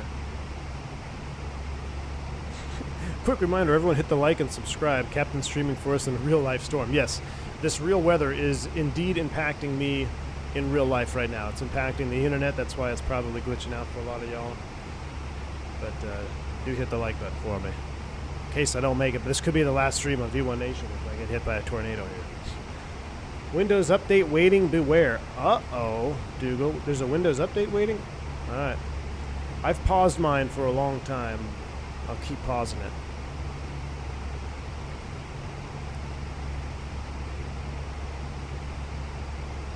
Using the Thrustmaster Airbus stick, I have all my usual views bound to the buttons on the base, so no need to reach for a keyboard. Huh? Yeah, if that's how you want to do it. I don't have that, so I've always had views bound to the numpad since X-Plane 11, so that's why I just wanted to do what was familiar. So the way I set mine up is I have 7, 4, and 1. That's the left side wing views. 9, 6, and 3 right side wing views, and then the cockpit I have 2 is my overhead. 5 is my FMC, 8 is down here radios or whatever's at the base of the pedestal. So they're always the same in every airplane. That way I'm not hunting for views. I mean, we are still... Oof. Sorry about your ears there. We're almost to the top. I can feel it, chat. I can feel it. We're almost to the top.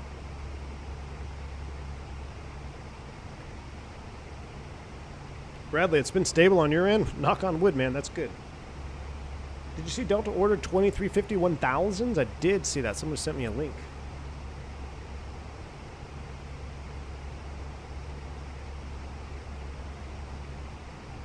Hold on. This is the Fenix. Yes, Watermelon.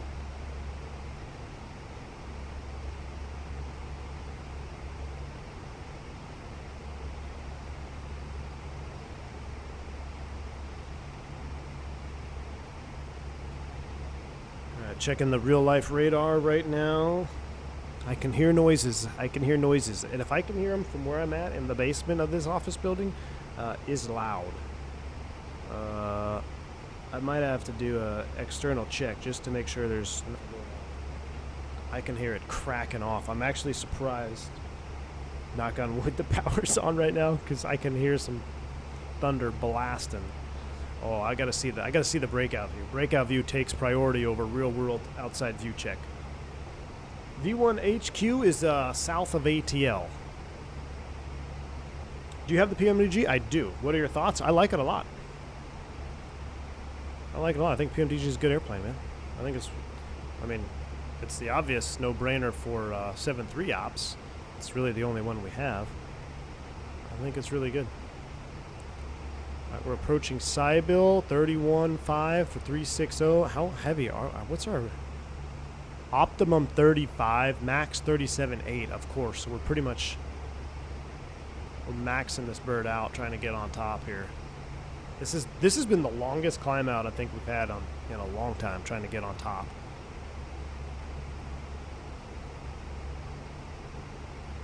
Captain McGee, you finally got your tracking number for Mini FCU. Nice. There's a video out there right now that allows Mini FCU to work with the Fenix. I haven't watched the video yet, but I plan to. When ATC gives you a hold, how do you figure out how long you can wait before you need to divert? Good question, Jeremy. There's a lot of things that go into play. Why are we holding? How much fuel do you have on entering the hold? They will always give you an expected clearance time. So any hold you get will always come with an expected clearance time. So you kind of have a ballpark of how long you're going to be in the hold. And then you run your fuel numbers. So how much fuel do I have on board? How much fuel do I need to leave the hold and go to my alternate? And that's your bingo number. Climb rate on 320 with CFM is poop. I agree, Lauren. Well, here we go. We're finally, it's happening, chat. We're breaking out. We're breaking out. Oh, Joe, if PMDG made a 732, even if, I wish they made a, like, what is it, the 300 even. They've never made, like, 200s, like the old school cigar. They've never done that. But if they made a 300, oh my gosh, I would fly that thing nonstop. Blue skies above us, chat. Throttle hold. Loving the content and juicy sim tonight. Hey, thank you, my friend.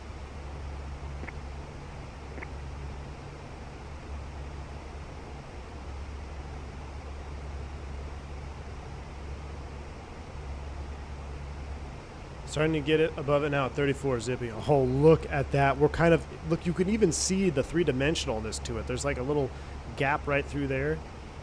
Come on, baby. Climb on out. We're 7.4. CFM is just, let's do this. Let's turn the wing anti-ice off. What's our outside air temp? It's minus 50, so we don't need this. This will give us a little extra juice. So in the climb out, once you hit SAT minus 40, SAT minus 40 in the climb, you can go ahead and turn your engine anti-ice off, and your wing anti-ice for that matter, because it's too cold for anything to adhere to the aircraft. Oh, yes, but it's happening now. We are finally, oh my gosh, look at that wing view. We are finally eclipsing the top. Have you gone to the 7.3 Classic Simeon, the Delta Museum? I have not, Brian, I have not. Maybe if you've moved to X-Plane 12, you could fly the IXCG with Gustavo and I could, but then I'd still have to look. Here, let me ask you this. AJ, I'll go to X-Plane 12 and fly the IXCG if you can tell me right now if the NACA duct on the engine nacelle is still see-through. If it's still see-through, I'm not doing it.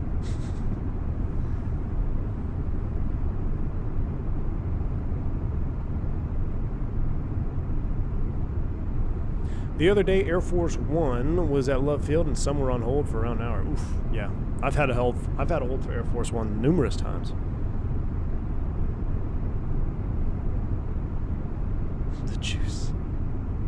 Gustavo says, no, it isn't. All right, well, guess we can't go back and fly the IXCG because the NACA duct is still see-through on the engine nacelle.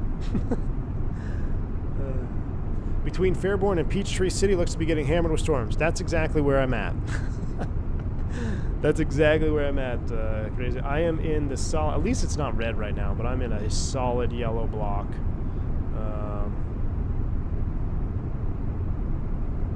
I'm going to take a quick look outside.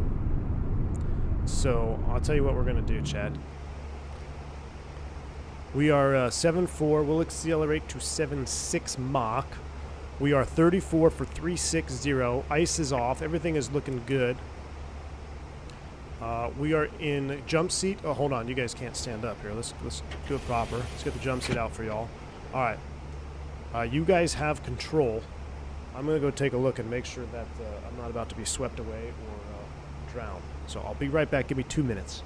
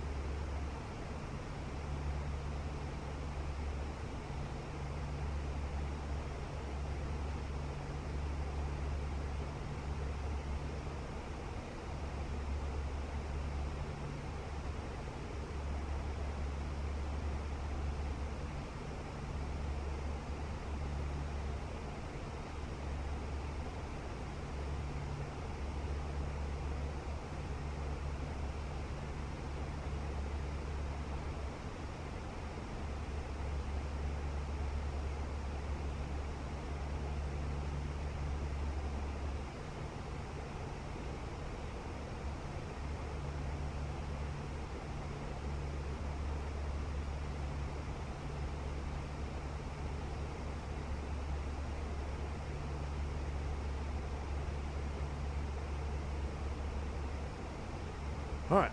Honestly, not terrible. I mean, it's pouring, but it's not as dark as I thought it was going to be, so we're all right. I think we're going to be fine. We're from Texas. All right, 34 for 36. We are struggling. We do have a massage here. What do we got? Were we late? I think we were.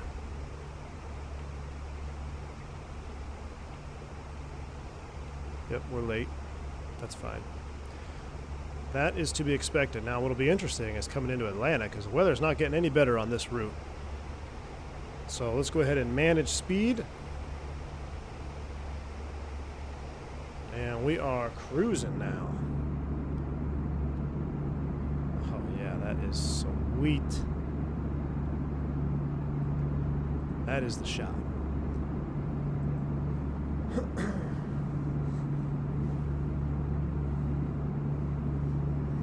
Gustavo, you lost me at send you the scenery.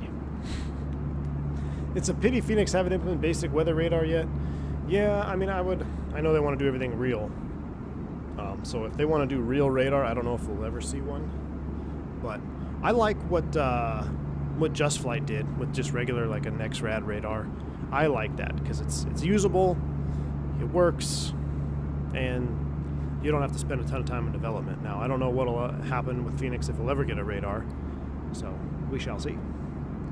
Quick, grab the throttles too soon? Jeez. I haven't watched that Mentor pilot one yet, though. Just remember, you won't hear the tornado horn. Exactly. That's the problem. You won't hear it. Not as bad as Tuesday storms. Mr. Martini, I know. That's when I took off on Tuesday, right? Literally after takeoff.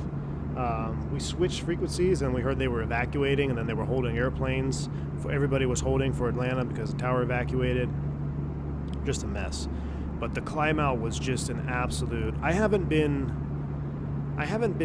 physically restrained to my seat by the harness in a long time.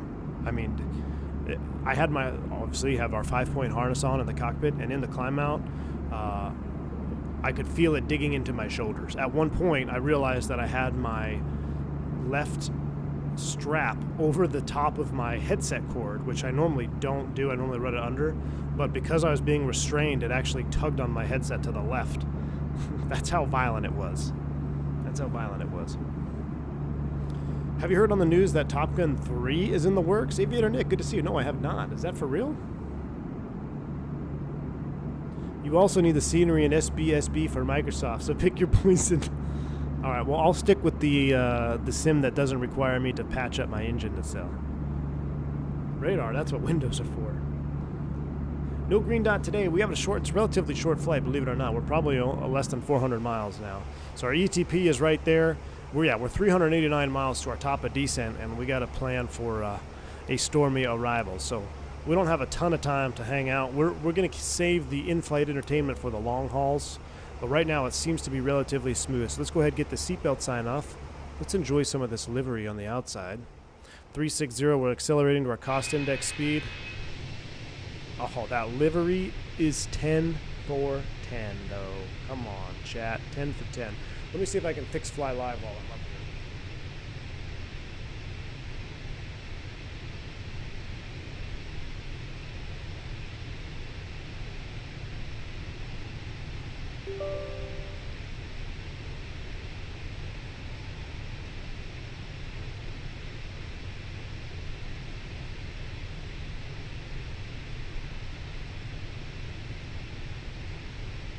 I'm really hungry.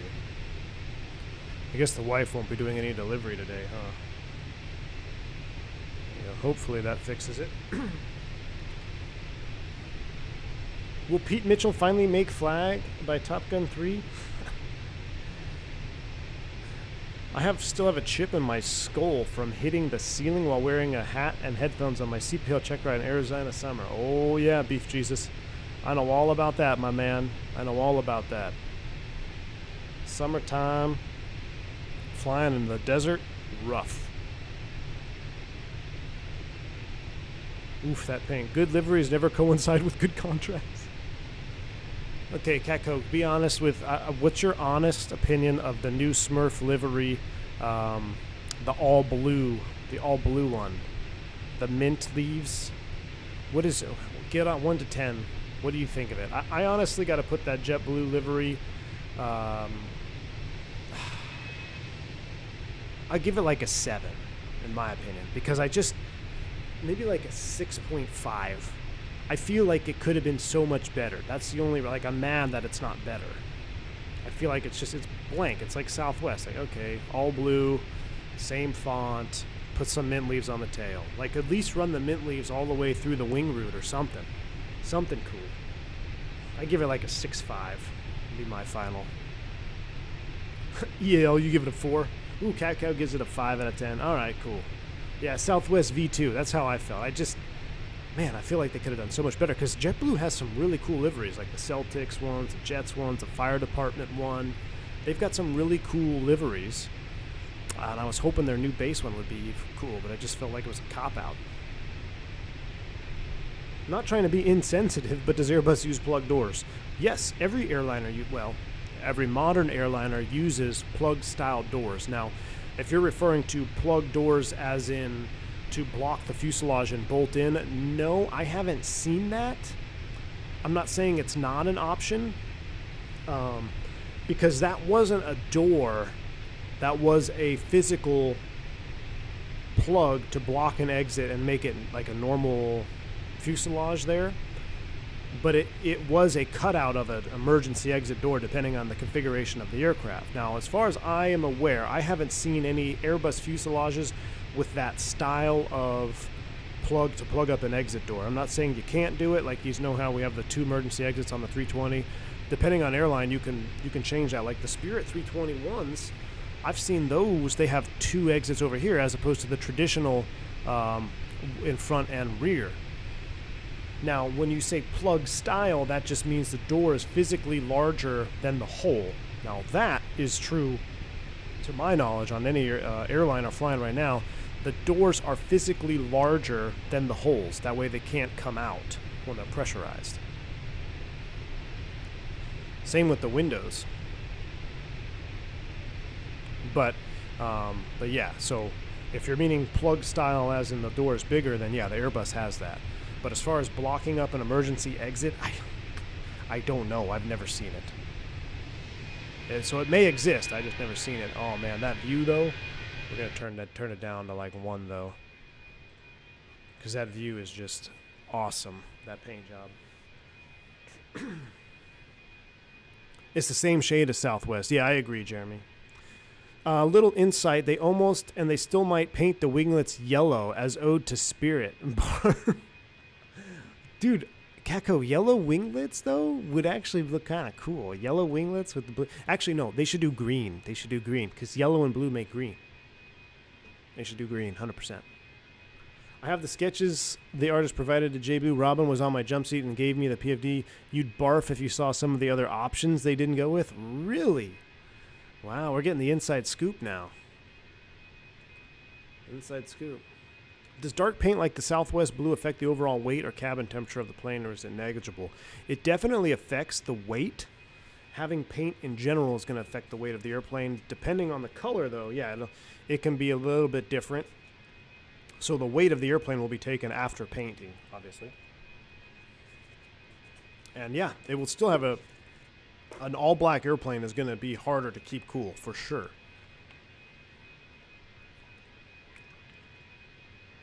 Should they keep the howdy on the sharklets? I think it's cool. I think sharklet the paint is cool. Rumor is the new uniform will be green. Hey, at least you won't be looking like TSA, Cacao. I would take a green shirt over the blue Smurf shirts. I'm sorry. I just cannot get behind JetBlue pilot uniforms. I think they look awful. It's just a personal opinion. I may be alone in this. Maybe it's the shade of the blue. I don't know. I just don't like it, man. I think white is the way to go, or maybe if it was a different shade of blue, I don't know. I don't like the blue pilot uniforms. Looks like TSA walking through the airport.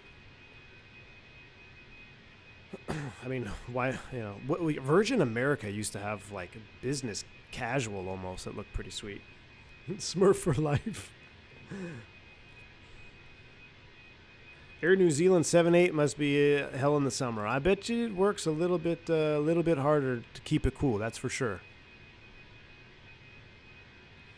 Just started the descent into Paris, fat, dumb, and happy with the stream in the background. All of a sudden, things got very quiet. All of a sudden, I could barely do single flight without CDDs. Oh, Rasmus. Oh, are you in Microsoft? All right, I'm trying to figure out what's going on here with the... let me check the internet situation.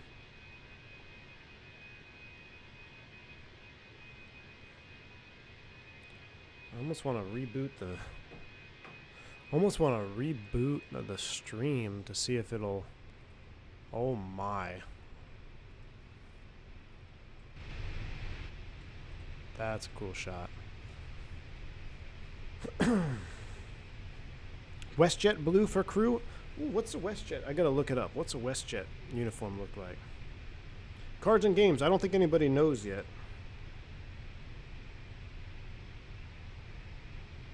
WestJet pilot uniform.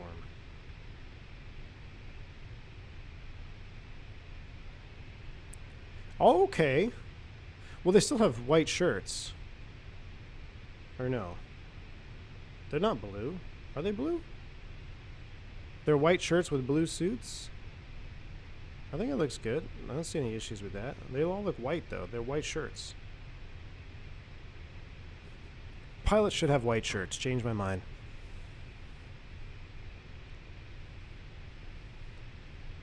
Does black paint on the engines cause overheating? I don't know. No, it wouldn't cause overheating, but I mean, if you believe in science, you have to believe somewhat that an all black paint job is going to, be a little bit more demanding on the engine system or the bleed air system to keep it cool. Hey, Dougal, take it easy, my man. Thanks for hanging out with us. Ooh, we're just getting some chop now. We might have to turn that seatbelt sign back on. 96 knot headwind?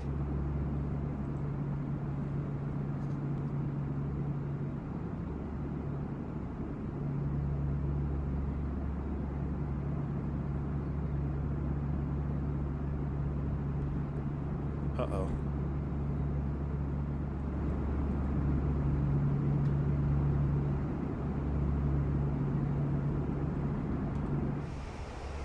Can you guys hear me?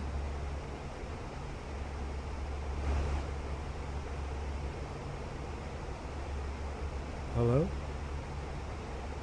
I've lost all audio.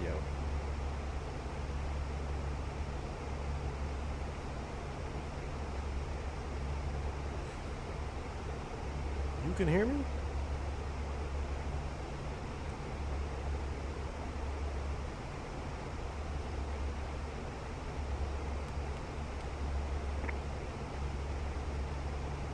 I think my headset died. Hold on, stand by.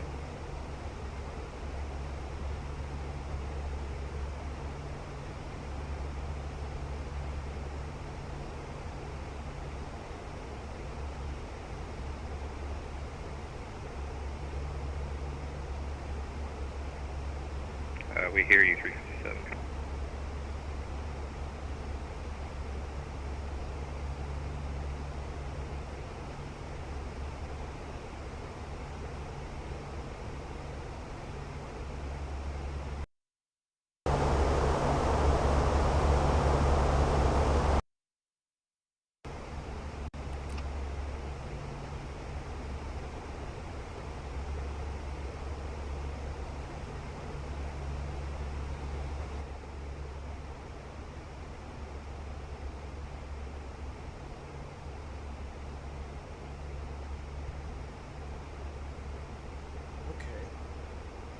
I got it backward. That's weird. Hold on.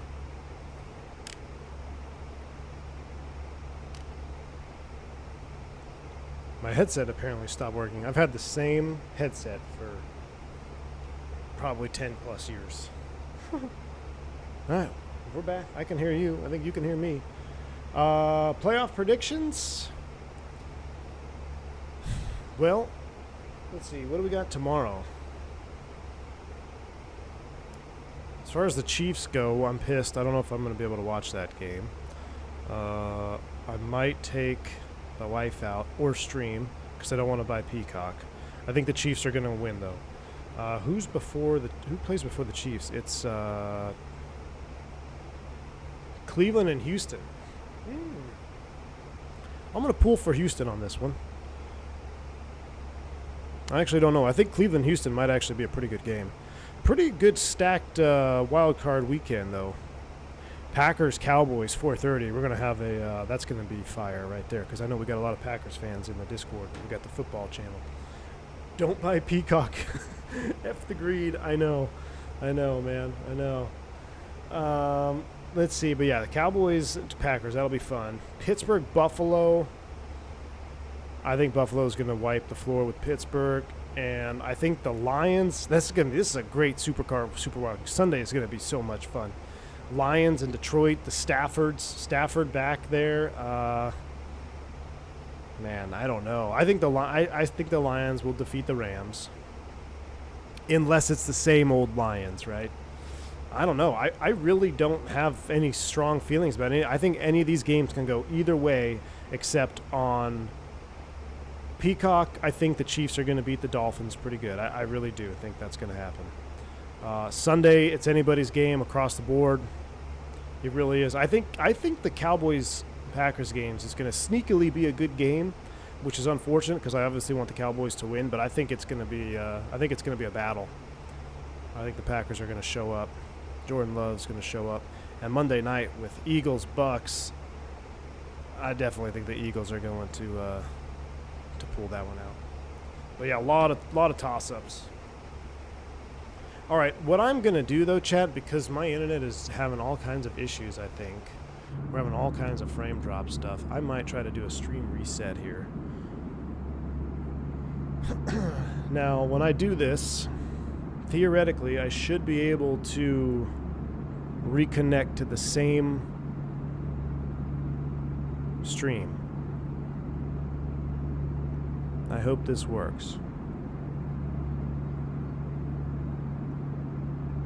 Although no one's really complaining about the output. How's the output been? Has it been choppy and droppy? Because on my end it shows that it should be choppy and droppy.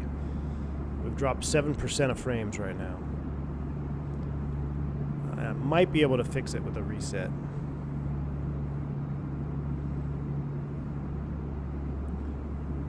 Do you have an NHL team I like? No, I really don't. It's been smooth for you? Alright. Yeah, because normally y'all are complaining about it, but we'll let it roll then. Alright. What I might do is at the end of the stream, I might try it just to see if it works. Because I've tried it. The problem is if you end your stream, depending if you have like auto start or auto stop enabled, which I have auto start enabled, then it will start a new stream instead of reconnecting to this one. We'll see. Alright, I might test it after the stream. Very occasional light chop. Alright. Alright. We'll let it roll then. We'll let it roll. But we should. It's not buffeting, so that's good, but some stutters when you were panning the camera from outside view. Okay, Carol. That will probably be associated with that. I mean, we are asking a lot of our system right now with all of these clouds. All right, let's take a look at the arrival. Why can't we get up to a 36 here? It looks like we dropped down a little bit. Let's get back up there. Mach alt. Let's get up in that 36 range. Let's take a look at our arrival. Start prepping. Actually, let's take a look at the weather. Arrival weather refresh. Here we go. Just a Windows update in the back. It might be. There's ATC in Atlanta, Zippy? For real?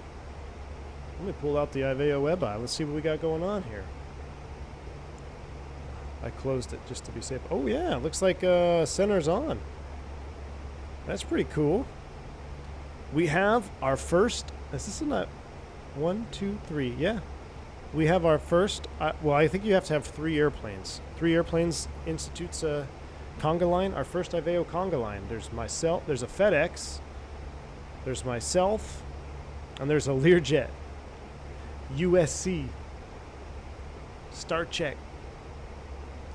We have our first pseudo conga line on IVEO. Pretty cool. Going into Atlanta Center, and then Atlanta Center is going to be on 35-0. Cool. All right, winds in Atlanta. We got 170 at 9, gusting 18, so we're going to have a nice crosswind. 1.5 mile thunderstorm rain mist. Yes, I can attest that is all accurate. Surface visibility 2.5 mile, occasional lightning. Cloud to ground, in cloud, vicinity, northeast thunderstorms, vicinity, northeast, moving northeast, pressure, temperature, and dew point spread. Cool. All right. Weather sucks. Let's load that in here. 170 at 9. 170 at 9. So now this, I get this question a lot. With the gusting conditions like that, do you add any stuff to your VAP? So VLS will the Airbus will automatically add 5 knots to your VLS, so we're at 137. What you can do is you can take half that gust and throw it in there if you really think wind shear is going to be an issue. What I've tended to find out in my years of flying the airplane, I like to see what VAP gives me. I like to see what it looks like on final when we're fully configured, see what the ground speed mini is doing. If I still think I'm going to need more, then I'll start adding on top of it. Now, you want to make sure you don't add more than VLS plus 15. So you can add an additional 10 knots. That's your max. So you could add, I could go to 147 on the VAP, but I'll tell you right now, that's going to be a lot. You're starting to lie to your landing data at that point, depending if you sent that in with the VAP correction. And it just, I don't know, with ground speed mini and the years of experience on the Airbus, I tend to wait and see first. I like to see what the airplane's doing on final, and then I'll start adding knots if I need to, because I know I already have 5 on top of it. Now, if there's definitely, if we're gusting 30 plus wind shear advisories, I'm going to add 3 right out of the get-go, so I'd make this 140. But I don't really see that. I just see a good gust factor, but no real wind shear. And like I said, we'll fly down there. We'll see what it looks like. So we're going to leave our VAP alone, 137, 170 at 9. Temperature in ATL is 11. And 2953. So let's load that in here.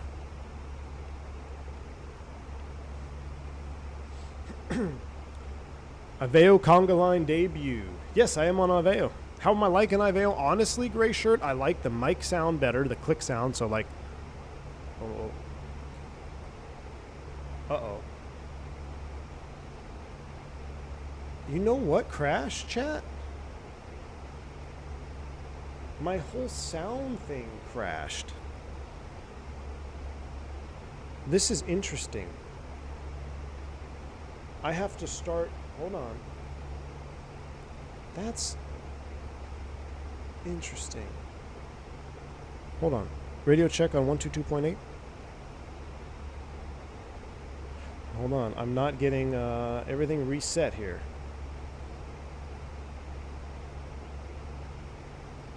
I need this output should be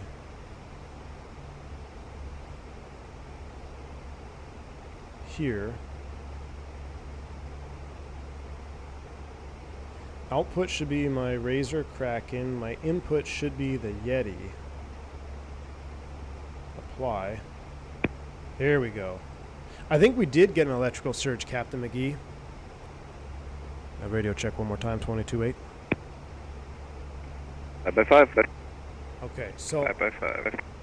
That's good. Let me reopen my sound settings window. Sorry guys, I hate troubleshooting live, but we might have had some type of surge because everything crashed in my volume mixer. All my audios were reset. I'm getting it all back now. All right. Do you get dropped on IVEO with frame drops?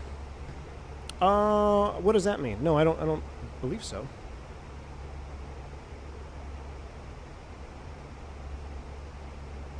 This is actually our first stream with any frame drop in a while, and I think it's due to the weather.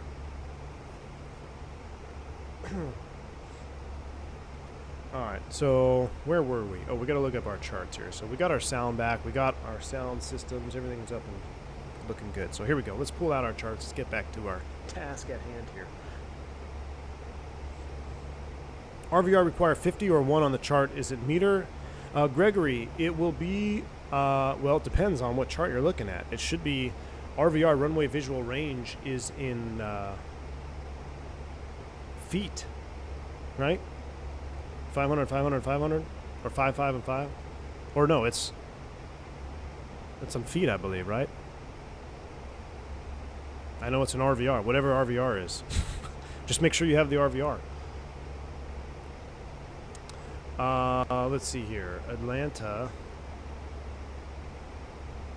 Arrival. Chipper.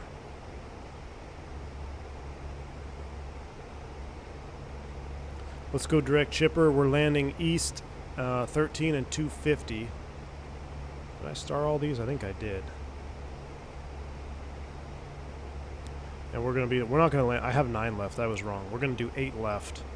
So we need to do 8 left. Oops, wrong button.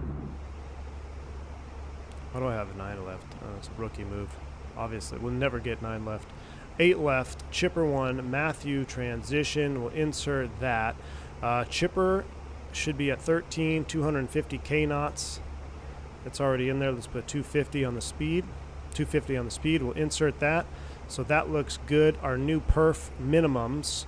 For 8 left. You'd think I'd have these memorized by now. I actually don't. I don't like the CFB anymore. Where's my fly pad? Approach charts. 0, 8 left. ILS PRM, no. I don't think we need to do the Cat 2, Cat 3.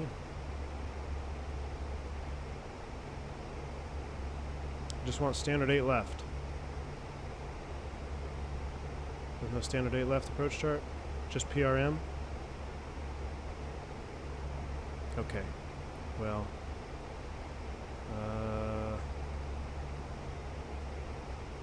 Why is there no standard ILS 8 left chart? Am I going crazy? 8 right. ILS PRM 8 left. Cat 2, Cat 3. Alright, we'll just use the PRM chart. 1093.095, shell is at 2900, the DA is 1215. That's going in the barrow. 1215 is set. We get our LS push buttons on. And that crab, 134 knot crosswind. 134 knots crosswind, chat.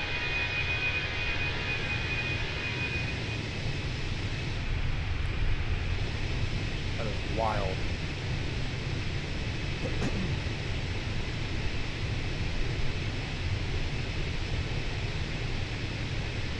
Precision, or PRM is precision radar monitoring. So when they're doing close parallels, then you have to have a monitor frequency and all that, which they're not going to be doing close parallels, but you'd have a separate frequency up. That's one thing. We should make a video on that. We've never done a PRM approach on stream. Maybe we'll set up for a PRM one time. We'll do a PRM tutorial. Although I don't know if FatSim's ever done PRMs. I don't know if you're allowed to do PRMs. But all it is reduced monitor or reduced separation. So everyone's got to monitor a certain frequency for a breakout. There's procedures for breakout. All that good stuff. It happens in Atlanta pretty frequently, but when they don't have to do it, they don't have to do it. All right, we are. This wind is kicking our butt. This wind is kicking our butt, man. 217 miles. There's our TOD over there. I'd like to start a little bit of a. Let's go direct to Hitman. No. Let's go direct to Matthew. That'll help us get a little bit of tailwind in there. Get out of this headwind a little bit.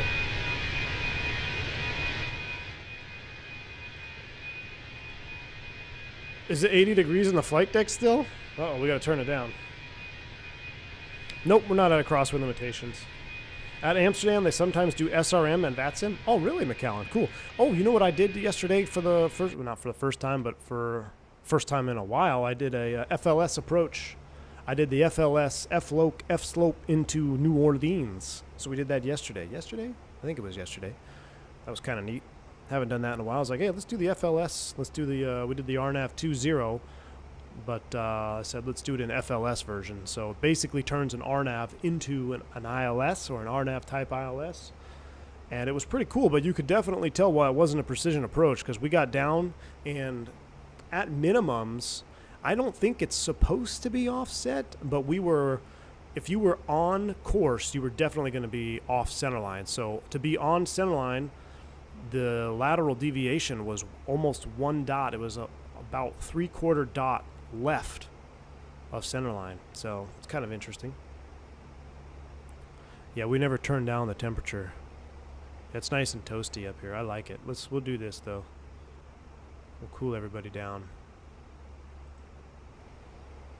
That looks good. We should be starting down here pretty soon. We'll chill out here on the wing for a minute. You watched my LaGuardia stream on RNAV procedures? Nice. Is that the one where we iced up and almost died? Highest crosswind you've seen in cruise? Oh, I don't know, David. Probably high 100s, 180 knots. It's been pretty wild. We had 150 on the tail and 150 on the nose the other day. That shorts video, I made a shorts and we were 299, below 300 knots. It's pretty bad.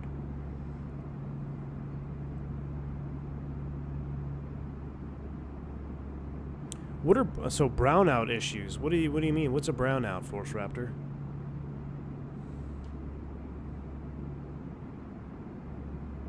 I think if I look at the weather radar, doing a radar check right now, real life,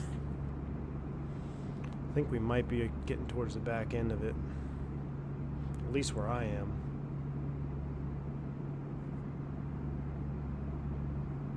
Yeah, where I am, it's pretty much, I'm on the back side of it now. There is another secondary line, looks like it's coming in. Could be interesting for landing in Atlanta. It might be right there in between lines.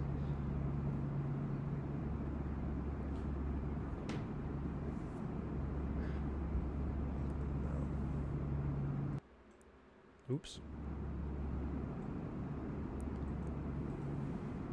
All right. Take a breath, relax before we start on down. Is that Nashville down there? It looks like it's close to Nashville. Oh. Yeah, power flickers. I've never seen more power flickers than I have in Georgia. I mean, I don't know what's all going on around here, but I think it's because all the power lines are above ground and all the pine trees. Like, I have never had so many power interruptions in my life. And I lived in North Texas, and that's rough winds. I'm talking some serious weather. I mean, a bird farts and the power flickers out here, it seems like. Voltage drop in mains power. It's not a blackout as it doesn't go off, but it does dip and cause issues. Ah, Rosie, I think that might be what's going on with the internet too right now. Although it does seem to kind of be stabilizing. About to get on a flight from MCO to Nashville with spiritual wings. Surprised they put this plane in this side of MCO though. What do you mean? Oh, like in real life, Jason? Cool, man. Enjoy your flight, dude. Headed over to Nashville. Might get a little sporty going into Nashville tonight. Hang on. Have you ever had a bird hit the windshield on approach? Not on approach. I've hit several birds though. I hit a bird in Embraer. I hit a bird in the Airbus. Hit a couple birds in the Airbus actually. Smoked a bird on the windshield in a C90. That was pretty wild. Almost pooped my pants on that one. Why can't you just say the airline you work for? Is there any other pilots and they saying it? Fireball, just because I respect privacy, and since you obviously can't read, we'll just go ahead and ban you from the channel. So, piss poor infrastructure. Do you ever say yoga in real life? No. In my head, I do. I say fly with more often than not in my head, though. Like right after takeoff, I want to see what it looks like outside. Dallas forecast was 15 to 30, gust 45. That's pretty standard for this time of year in Dallas, man. Dallas is some of the windy, which if you don't live in Dallas or North Texas, you may not realize this, but this time of year, I mean, it is very, very windy all the time. All the time. I'm south of Tampa, stiff breeze, power out, amazing in 2024. I remember in Dallas, was it 3 years ago now? My strongest crosswind ever, 45 knots. They were landing for a week. This is the kind of wind I'm talking about. For a week straight, the winds were sustained above 30 knots. Sustained above 30. And it lasted for almost a week. I don't know if it was a full week or not. But DFW was just a mess for several days because people couldn't take off because crosswind limitations, and land. They had to land on those two shorter parallels on the far ends, was it like 3-1s or whatever. That's when I had my biggest, strongest crosswind ever in the Airbus. It was about 45 knots, gusting to 45. That was stiff. Do you ever feel like you're talking to passengers is like talking to us on stream? No, not really. Thoughts on the Boeing door coming off? Well, I think it's amazing how there's been a million videos. Maybe it's just my algorithm because I do watch Blanco Lirio. I watch him for all like the real world aviation stuff. But I didn't realize that there were that many channels dissecting the door blowout on a 737. I mean, it's news, but I mean, it's pretty wild how many. I think I even saw, what's that guy's name? CW Lemoyne, you guys watching that? He posted a video, expert analysis of the 7.3 door. I'm like, really guys? But yeah, that's pretty crazy, man. Boeing profits over safety, pretty standard for their that's par for the course for them as of late. Do you know how to set power correctly on the Lyran takeoff? I put the turbine at 800. Andre, it will depend on the OAT, but as long as you're below 850, so you can set up to 850 ITT, Andre, and then that's it. And if it goes a little bit, I think the red line is like, I have to check, it's like 870 or something there, but 850 max ITT there for takeoff will be a good starter for you. I don't know if that's the official way to set power, but that's what I've been doing. I've been targeting 850 ITT. If it goes up a little bit above that, you'll still be okay. But set 850, and just let it rip, man. It'll start to drop off in the climb, so make sure you add it back up.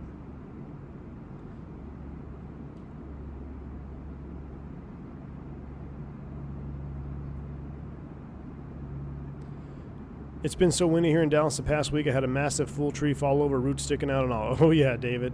Yep. The last house we had, I think the first spring, there was a big, beautiful oak tree out in front, and it blew over after we had a storm of like 70-mile-an-hour winds. And they want a safety exemption for the MAX. Yeah, the whole MAX thing. I mean, the only thing about the MAX is like, I just cannot believe that these people at Boeing are still getting away with what they're getting away with. It's pretty unnerving, if I'm being honest with you. The other thing that got me kind of, I mentioned it in the Discord too, is like, with all the increased inspections, they found loose bolts on the rudder system now. So, like, what else are they, like rudder system again? Like, they had the 7.3, was it the 200? Had serious issues with the rudder way back in the day when it was a new design. Now we got bolts on the rudder assembly that are loose. It just seems like, I don't know. It's profits over safety. That's all it is.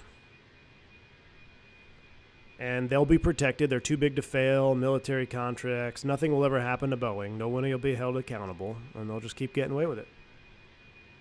I wish we had one of those Lockheed Orions in the sim to go hurricane typhoon hunting when the seasons occur. Stratocast, there's a NASA Lear 35. You can take that up and go chase the hurricanes in that sucker. Flight sim guy, nobody did. So nobody knew the MAX door was supposed to open in explosive decompression other than Boeing. So the reason that is so the cockpit doesn't get pulled off the airplane, right? Because you don't want, after 9/11, the doors were beefed up. All right, they're ballistic doors. They're beefed up. They're really hardcore. And what pilots were told was that you had a blowout door. So that's what this is right here. In an explosive decompression on the Airbus, this panel will separate to an extent. Well, this is, similar to it. This is a little bit different. This looks like a pre-9/11 door. But there are blowout doors on the Airbus that will help equalize the pressure between the cockpit and the cabin without the door opening up.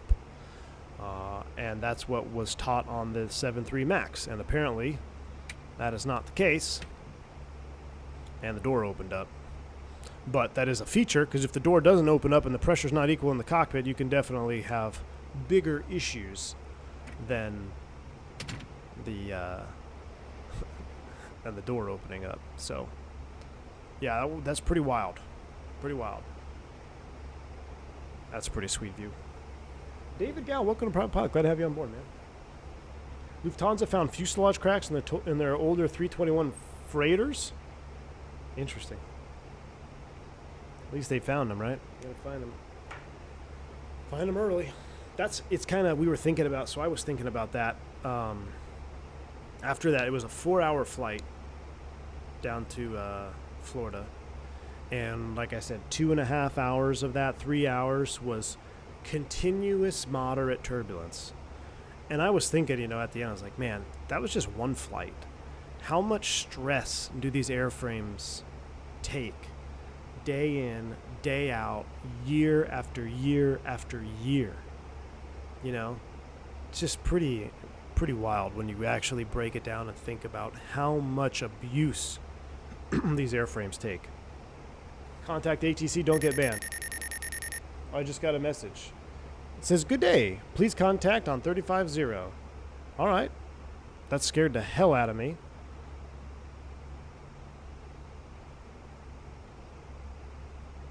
We got our IVEO control 350. Cool. 7, I'll call you back.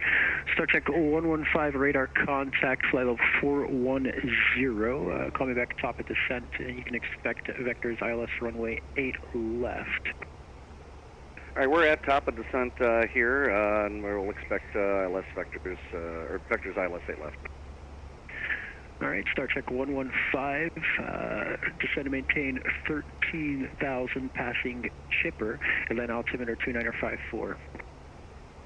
13,000 passing chipper 2954, StarTech 115. Good luck with that, Team Vodka and that Lear. United 357, Atlanta Center. And United 357, we just flipped the switch. We're flight level 360. Oh.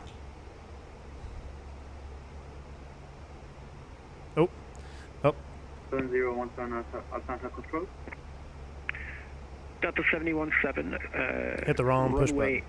Push and start approved. Expect runway 8 right and face north. Push and start approved. Expect 0 is right and frequency. And Atlanta Center, United 357, we just flipped the switch there. We're flight level 360. United 357, squawk 2552. Squawking 2552 for United 357. So everything reset, so that's why I wasn't actually transmitting. There we go. United 357, radar contact, flight level 360. You ready for descent? Yeah, we can start down United 357. United 357, descend and maintain 13,000 passing chipper. Expect vectors ILS runway 8 left, Atlanta altimeter 2954. Cross chipper 13,000. We'll expect the vectors for 8 left, United 357. All right, 13,000 is set. Descend and maintain 9,000. We're approaching our TOD. That's 9,000. There's 5 miles. We'll go ahead and push for managed descent, mock descent. It's going to be bumpy in this descent. Let's get our seatbelt sign on. Let's get our sounds up. And we are looking good. I actually wish I could modify that. Should have modified that speed in the descent, riding that red line there, but hopefully all will be okay. So 13,000 for chipper. Mock descent nav. Down we go, chat. Star Trek. Yeah, it's Star Check. Star Check.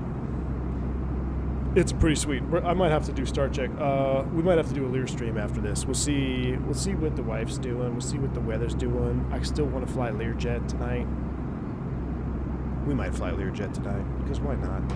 Friday night Lear ops. Why would you not want the cockpit to stay pressurized? Because it would blow off the airplane paint. So the pressure differential would definitely, it'd crush like a beer can up front.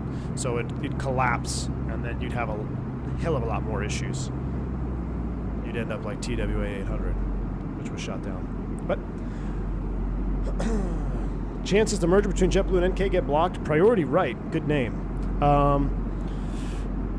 Man, you know, you asked me a month ago, I would have said it's a done deal. The way that it's been delayed, and I don't know. I'm having less confidence in it actually being approved.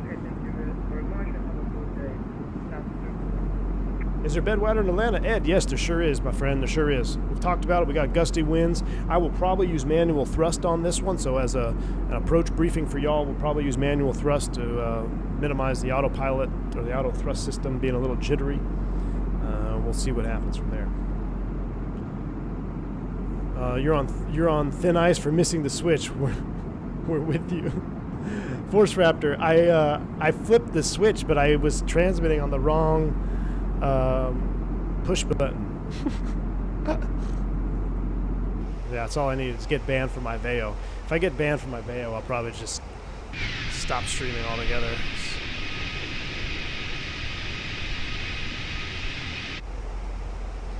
But no, I love it. We got some traffic tonight. Absolutely awesome.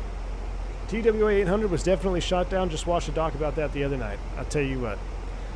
It was shot down.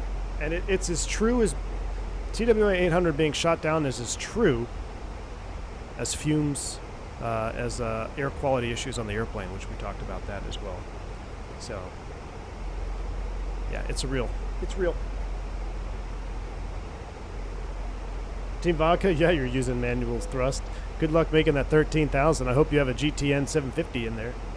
Alexandra Bellini, thank you for the support. 26 months. You're just racking up the rank, Alexandra Bellini. Appreciate you. What's up, V1? Wish you a great 2024. Hey, it got off to a rocky start. Not going to lie. Rocky start there, but it's looking much better. Thank you for the support. Man, we're getting bumped. We're starting to get bumped around a little bit. Let's take a look at the outside here. Oh, the reflection off the wing is just 10 for 10 juice. I haven't flown the Fenix in a while. Need to get back to it. Just loading up the 300 for some domestic Japanese ops. Ooh, Robert Armstrong. Nice. Gonna need to fire up that 300 again, too. I do have that. 180 Fenix 28 heavy. Victor, yeah. I've been seeing Mexico was pretty populated the last couple of days, too. I'd like to fly the Lear down into Mexico City or something. Happy New Year's, Call Me Sticks. Thanks for the support, man. Would you still fly with the Max as a passenger if you had no other choice? Oh, yeah, I would still go as a passenger, Stefan, but I'll tell you what, I'm even as, like, me right now, like, if my next flight was on the Max, yeah, I'm going to go, but I would be lying if I didn't tell you that I would be thinking about stuff in the back of my head.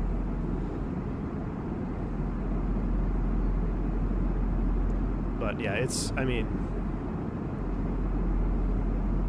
The government tells us it's safe, right? So surely it's safe. They also tell you that,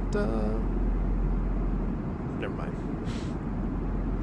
I will land in Nisbet now with the 320 Neo. Nice. I'll soon have enough hours in the A300 to apply for FedEx soon. Romulus, you loving the 300, huh? I'm not super proficient on that, but wasn't TWA caused by due to center fuel tank issue? Yeah, Colorado 72. They said that it was the only 747 to ever ignite a fuel tank ever in the history of 747s, and it blew up. That's what they said.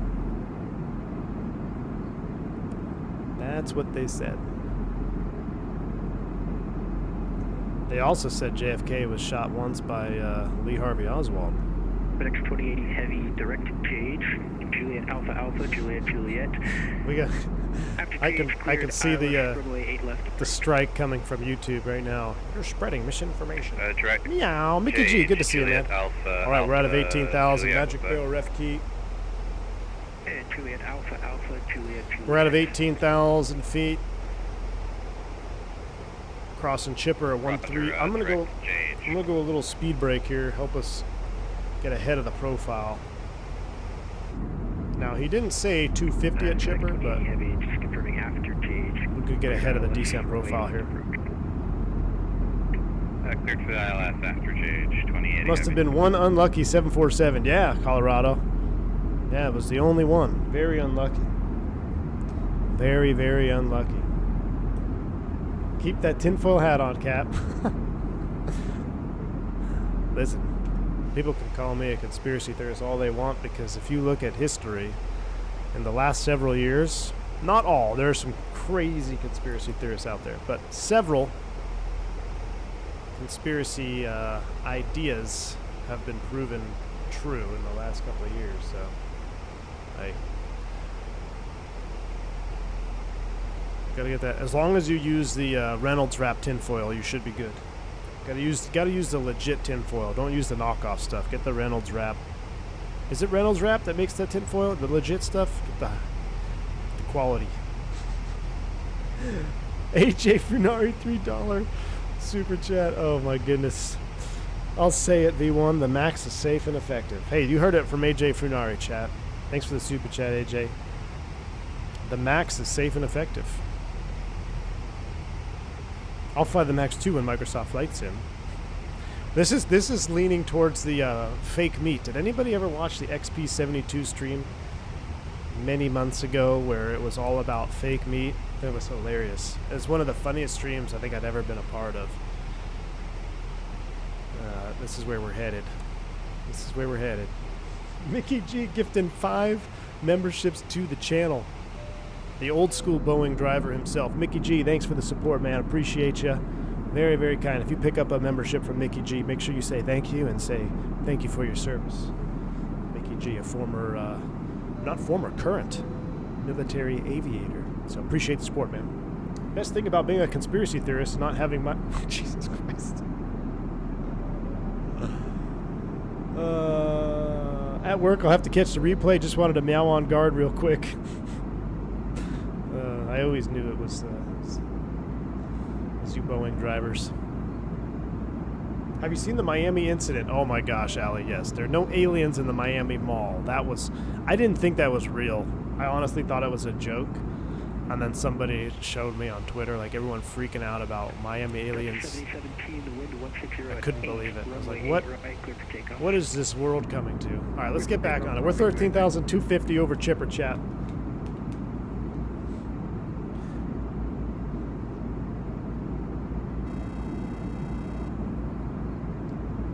All right, flight recorder's coming online. It's AJ Super Chat. Aviator Nick. I have 9 New Zealand. Descend and maintain. Oops. Descend and maintain 9,000 for United 357.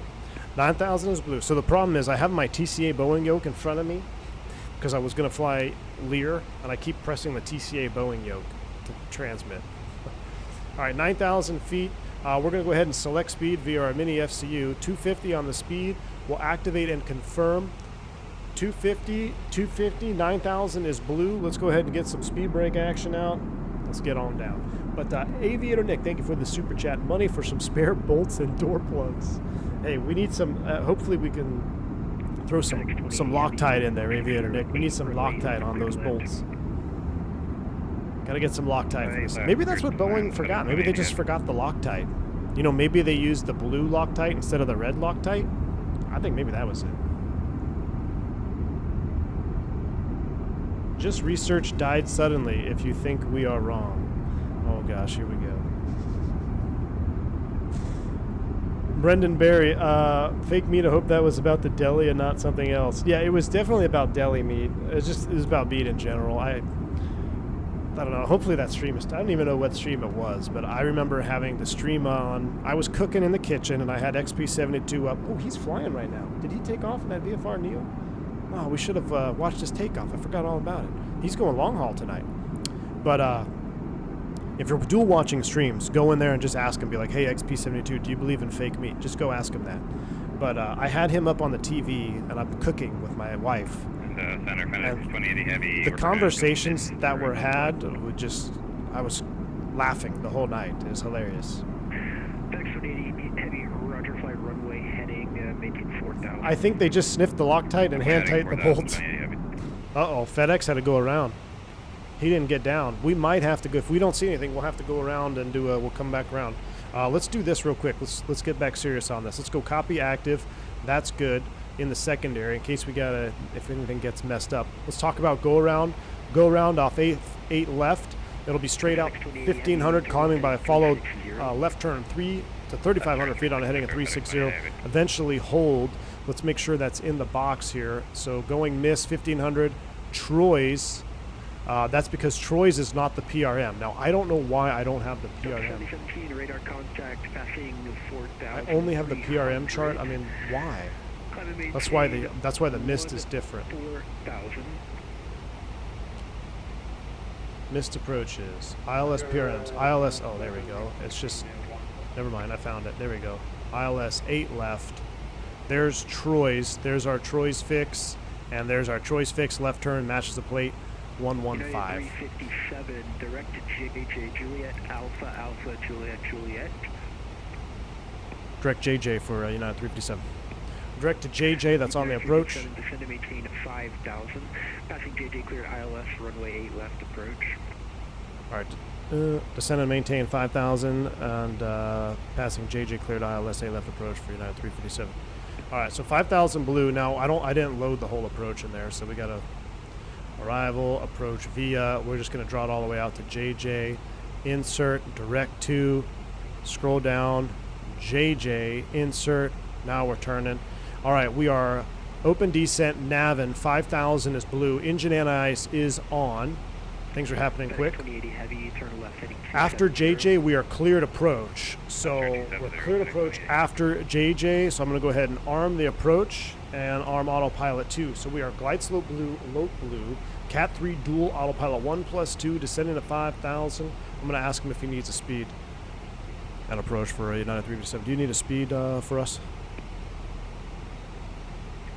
United 357 should be good for now. Just below 250. 250 or less for United 357. All right, I just wasn't sure if we were getting caught up from behind. Delta 7017, climb maintain flight. I'll turn him up a little bit. Direct to Smelts, Sierra Mike Lima Tango Zulu. All right, 7,000. Oh my gosh, these views though. Let's enjoy it because we're about to go in the soup. Actually, let's enjoy it from outside because we're about to enter the soup. You're not going to see it for a minute. Yes, Bomb Tech, they're made to resist lightning strikes.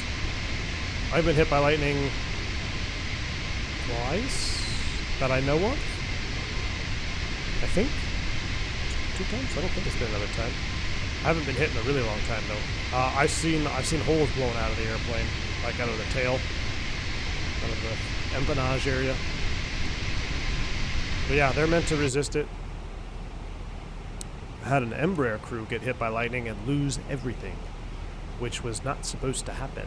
That was kind of scary. It wasn't me, but it was our airline. We talked about it in ground school, and obviously nothing is, the public never saw anything or heard anything about it, but yeah, it was an Embraer that got struck. They lost all their screens, complete dark.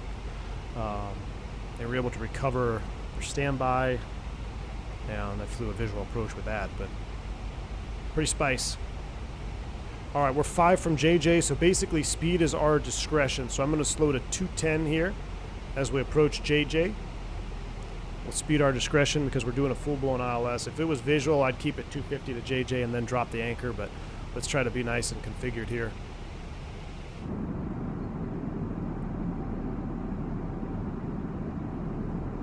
Is that a 357 SIG or old school revolver? Yes.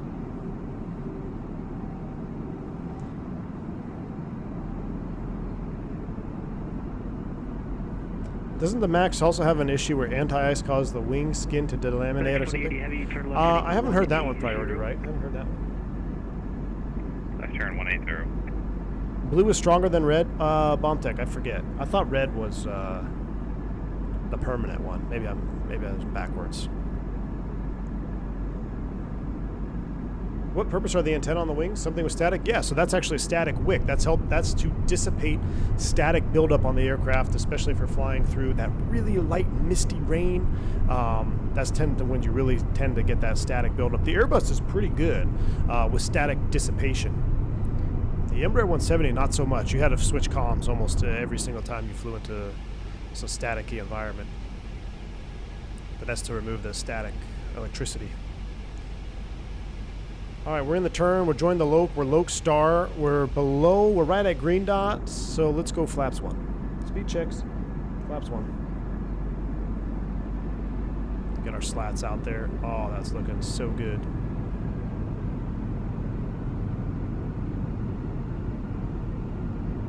I love the leading edge of the Airbus. It's a beautiful machine, is it not? It's just a beautiful machine. All right, let's stop jittering around here. Let's see if we can actually fly this approach. Let's go ahead and bring it back to 180.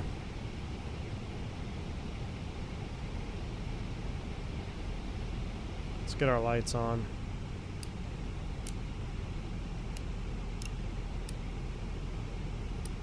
FedEx 2080 Heavy, descend to maintain 3000.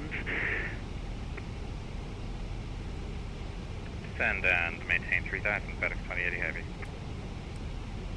United 357, wind 160 at 8, runway 8 left, clear to land. Runway 8 left, clear to land, United 357. All right, this is why I don't like 210. You see this? We got to go gear down. I got the speed brake. Oh, why didn't it drop? 2,500. Scared me. Gear's coming down. We're behind the 8 ball here. We might have to go around. We got a 54 knot quartering tailwind. That's why. Oh, Chad, I don't know. Recording's on. This is not looking good. FedEx 2080 Heavy, cleared ILS, runway 8 left, approach. Manage speed. Cleared ILS, approach. Speed brake is out. That engine anti-ice is not helping us here, chat. Not helping us. There's 2,000 feet. Flaps 2. Autopilot's coming off so I can go full boards.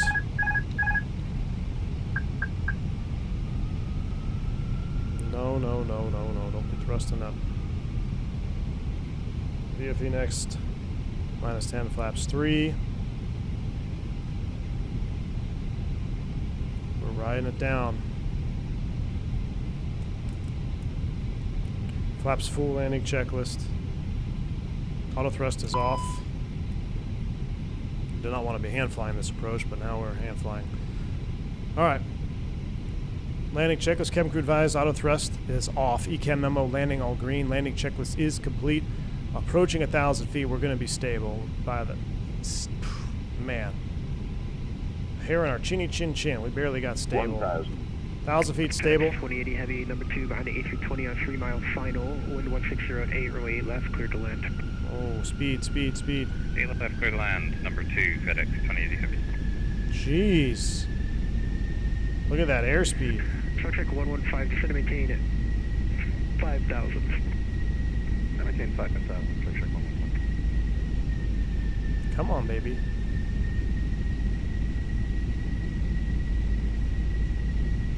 I'm gonna click over here and go auto brake slow. FedEx 2080 Heavy, reduce minimum approach speed. 500. This is... Fitting the brakes out, 2080 Heavy. Sus.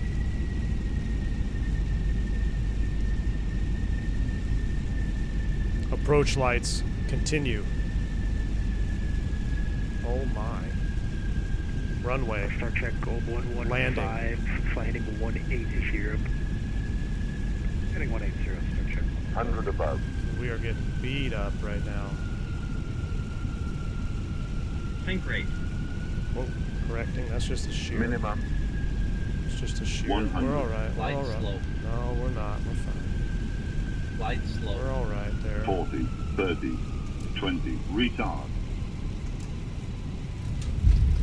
Jeez. Spoilers. First green. I'm holding that rudder down. 70 knots, manual thrust, manual brakes, rolling backwards. Okay, that was spicy. That was spicy. That was a spicy meatball. That one actually had me going there for a minute. Star Trek 115, descend and maintain 3000, direct to Bazaar, Bravo Alpha, Zulu Alpha, Romeo. Passing Bazaar, cleared ILS runway 8 left approach. Alright, down 3000, direct Bazaar, passing Bazaar, cleared to the ILS 8 left approach, Star Trek 11.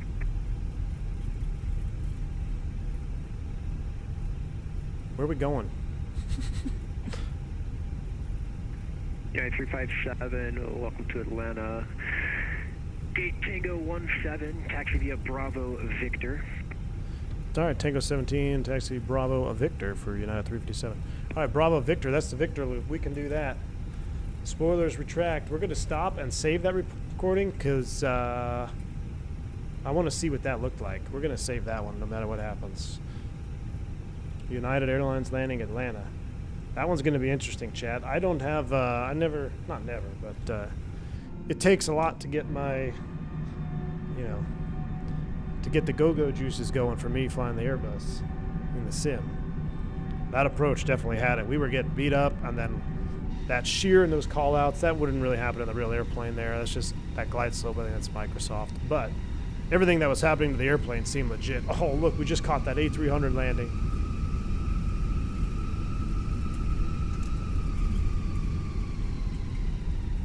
Just a pilot report for you. There's definitely some solid wind shear at about 100 feet. Okay, 357. Yeah, I think we had some issues with that earlier as well. Thanks, some storms passing through. Roger. Thank you. All right. I'd fly on a plane you piloted. I hope all my in-real-life captains think ahead as much as you do in Microsoft. Hey, Delta Tango, I appreciate that, my man. Thanks for the support. That was pretty sweet. It's pretty sweet, though. Had to roll her on there. Had to roll it on, get that right. I almost went idle. I don't know if you caught that. So, like, I was bringing the power back. It was yelling retard, but we lost. It was a shift, like some sort of shift, because I could feel the airplane just want to sink down. So I actually stopped myself just short of going idle, and then try to save it a little bit. Rock that right main down. I think we'll have to assess the replay, but I think we had a 1-2-3. I think we had a right main, left main nose, which is what we wanted. I want to see where the star check is. The network. Taxi to North Cargo Rev via Nice. Alpha 13. Christopher, let me know we're on Iveo, man. Alpha 13, thanks for the welcome. Aveo's being sweet, man. Welcome to the network. I don't think I've ever heard that on VATSIM. All right, Bravo Victor is a long taxi around, though, so we'll keep our engine anti-ice on. We'll turn our lights off. Just remind me to turn them on after we land. Yeah, we're on the Victor loop. How far is that star check out? In what situation would you land with flaps 3? Ooh, Silva, that's a good one. It's really situational dependent because you got to look at different things. You got to look at, are you going flaps 3 because of the gust? Are you going flaps 3 because of the possibility of a go around and you're in high terrain, high density altitude? You know, what are the reasons for your flaps 3? It's very situational, but those are just to name a few, like go around considerations, wind shear considerations, MEL considerations, single engine consideration. So those are some reasons. It's very situational. I'll tell you from my personal experience of 10 years on the Airbus, I've used flaps 3 probably a dozen times. So it's not that I've never done it, but there are very specific scenarios to which that I will do a flaps 3. Center, FedEx 2080. Priority right. FedEx 2080, Atlanta Center. Just to confirm, North Cargo via Alpha 13, yeah? Alpha 13 should be next right. Priority right, thank you for the $5 super chat. And the Foca guys can go kick rocks today. Hey, Priority right, thanks for the super chat, man. Your first ever super on a live stream. Appreciate the support, Priority right. Hope you enjoy the content. Stick around, my man. What's the difference between Iveo and Carson? I think you meant to say VATSIM. Yeah, there it is, Jason. It's just a different network is really what it is. It's just a different network. I think VATSIM is definitely more popular in the U.S. as far as controller stuff comes on, but it's an alternative network to VATSIM since we are still banned from VATSIM and probably will always be banned from VATSIM. Yeah. Is Iveo better now? Because it was a noob fest last couple of years, very few controllers on. Chris Levin, you're asking the wrong guy, man. This is my, third stream on Iveo, so... as long as, we can have some conga lines when we're doing our GA stuff or, fuel airliner traffic when we're doing it, I mean, that's really all I want out of the network. I mean, I was going to dedicate this year to VATSIM and doing tutorials and all that about radio comms, and making the first video I was going to make was how to make sure your mic is properly set up on VATSIM, because apparently that doesn't exist. But all those hopes and dreams went by the wayside. So. Star Trek 115, wind 160 at 8, runway 8 left, clear to land. Low-level wind shear alert for runway 8 left. All right, 8 left, cleared to land. I really want to see the Star Trek land. He's on about a 3-mile final. Any good sexy flight attendant stories? Yeah, Bomb Tech. We'll save that for the podcast, my man. Can we start a petition? Chicks dig Iveo. Keith B, we're gonna have to make an emoji. Chicks dig Iveo. Instead of chicks dig logo lights, chicks dig Iveo. I really want to catch this Learjet landing here. I really want to see if Team Vodka can do it on the first try. I got to make sure we don't taxi off the taxiway. So don't judge me on my taxiing. I'm going to taxi from reverse view. Let's see if we can pick up this Learjet coming in here.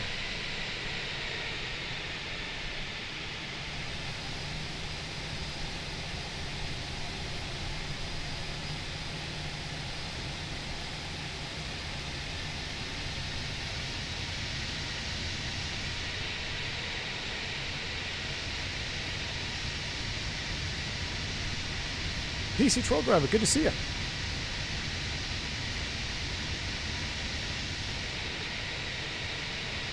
I mean, that was pretty... Oh, there he is. Look how fast he is. Hold on, I'm going to stop. Look how fast that Lear is. Oh, he's got it. Team Vodka's got it. It's squirrely. He's squirrely. Is he down? Yeah, he's down. Oh, that's awesome. Taking a Lear in here, props to Team Vodka, because it's slippery. Tip tank strike.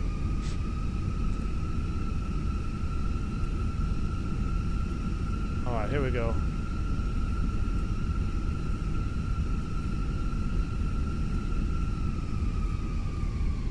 B1, can you still show folks how to do ATC on here? Could save a student time and big money to learn. Oh, yeah. Yeah, Shaq, I'll probably still do some ATC stuff. I was going to do it with Pilot Edge, initially, just because you always have a controller on. I want to set something up, though, where it's like I can use a controller, like either Phantom Star Trek 115, you can exit left on someone Charlie. That I know as a controller. Left on Charlie, Star Trek 115. Tango 16. Do we pass 14? We might have passed 14. We'll take this next one. That way I can kind of alternate between what I want to say and what I think the controller wants to say, but it'll definitely happen. There's Tango 14. It's on the reverse.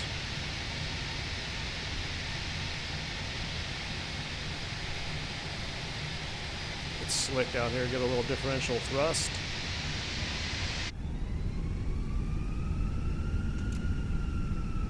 Get us turned around. Oh, yeah. Oh, yeah. Let's get us some parking cam. Get her straight on the line. Star Trek 115, taxi to signature via Charlie Alpha and Delta. Charlie Alpha Delta, just signature Star Trek 115 would have been a hell of a landing to see the stream. You didn't want to see it.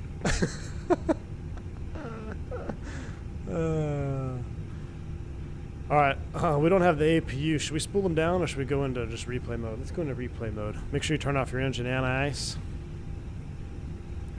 Delta 7017, you're leaving my airspace. Jacksonville Center is offline. Radar services terminated. Frequency change approved.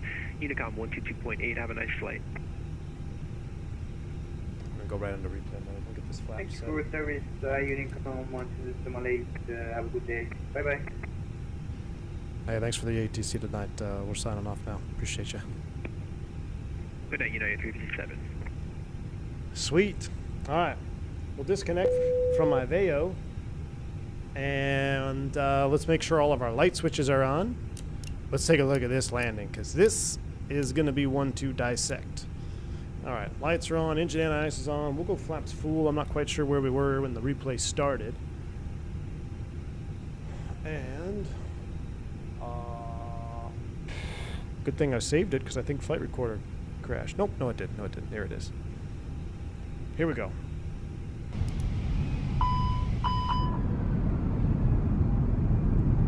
Let it load in here. It's going to take a minute. Pause it, move it forward. Oh, watch it from right about here. Let's let the sim catch up. Let's watch the wing view first. Let's do wing view first. Gotta run. Catch you in a bit. Hey, Fubar, appreciate you hanging out, man. Thank you so much, dude. Take it easy. Enjoy the rest of your afternoon, evening. Shaq says, if you need a second voice, I'd be down. Yes, Shaq, that would be awesome. If you want to play ATC, I can play pilot. We can do something. I'm down. Yes, Shaq, appreciate you, my man. I will probably hit you up for that. And then you probably won't text me back, and then I probably won't text you back because I'll forget. I'm just messing. But no, Shaq, that's a great idea. That's what I want to do. I wanted to, like, simulate the ATC environment, you know, with, like, people we know so we can kind of, like, just make it easier for everybody, right? So I'll be in touch with you, Shaq. Your power went out on descent for Lauderdale? Oh, dude, I'm sorry, man. Oh, gotta release that parking brake. Look at that right aileron. Oh, I think we got her down nice. And look, it was definitely squirrely. Definitely squirrely. Right, fly that nose down, though. Fly that nose down. Don't let it slam. Especially with the auto brakes. It's very easy to let it slam.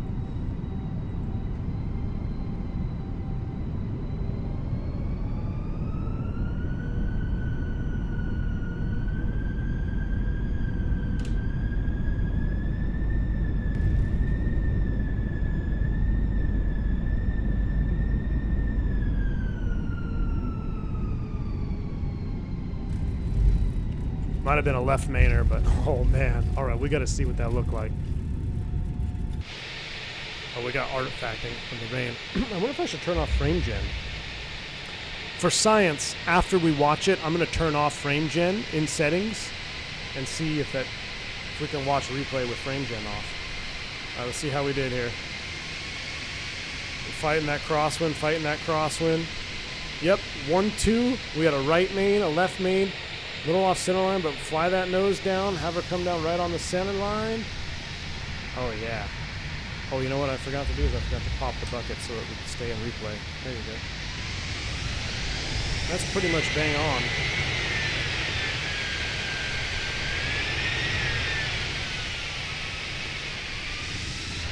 There's Dougal. Dougal likes it from right here. Look at that crab.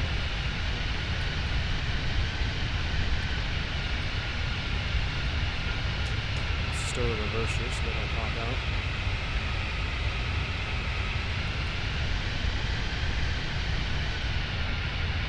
Look at that crossing. Look at that battle, man. We are battling. Tad low over the numbers. I think we crossed about 40 feet. Oh, yeah. 1-2. Rolled it on perfectly. I'm really happy with that, actually. Really happy with that. Now, with the ground physics, yeah, I'm really, really happy with that. Still flew it all the way down. Got her down. Let me, let's do a flyby version. Let's go here. Let's do this. This'll be sweet. I'll juice up the sounds too. So let's, rotation speed max, drone follow off. Wind it back a little bit. Let's watch turn up the sounds. Oh, we might be a little too far. Yeah, we're too far.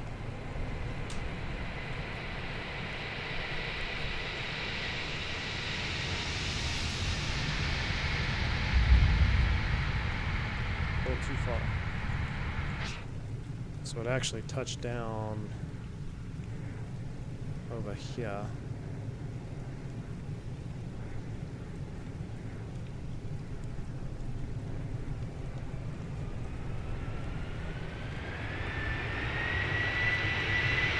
Oh, it touched down way over there. Hold on. Oh, the sounds. We must have been right on the paint on the markers there. There's the markers, can barely see them. All right, let's see if we can hear it coming. She's out there. Chef's kiss.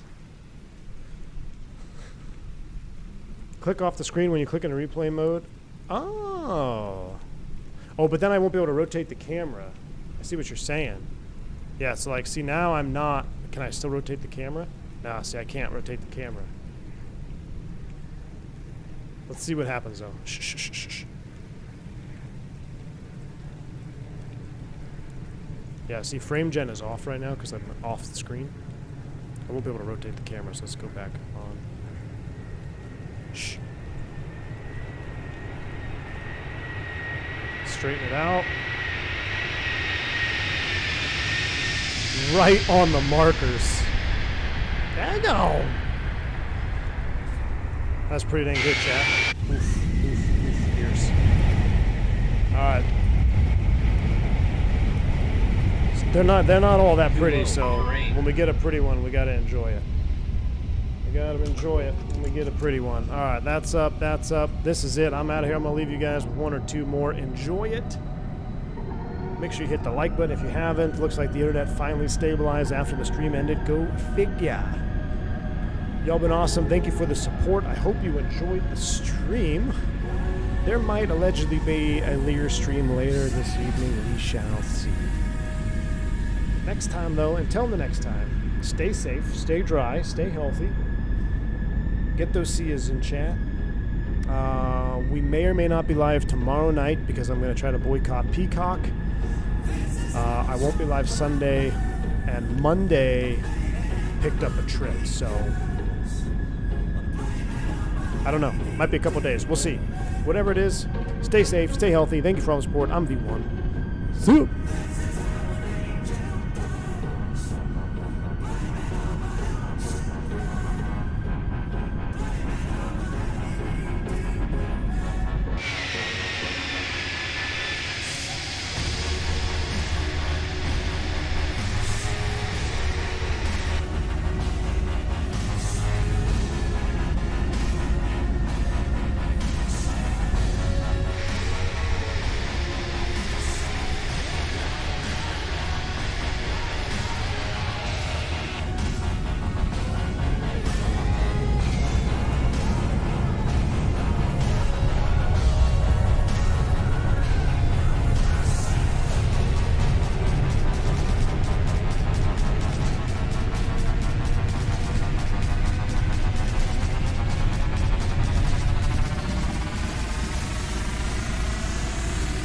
$500.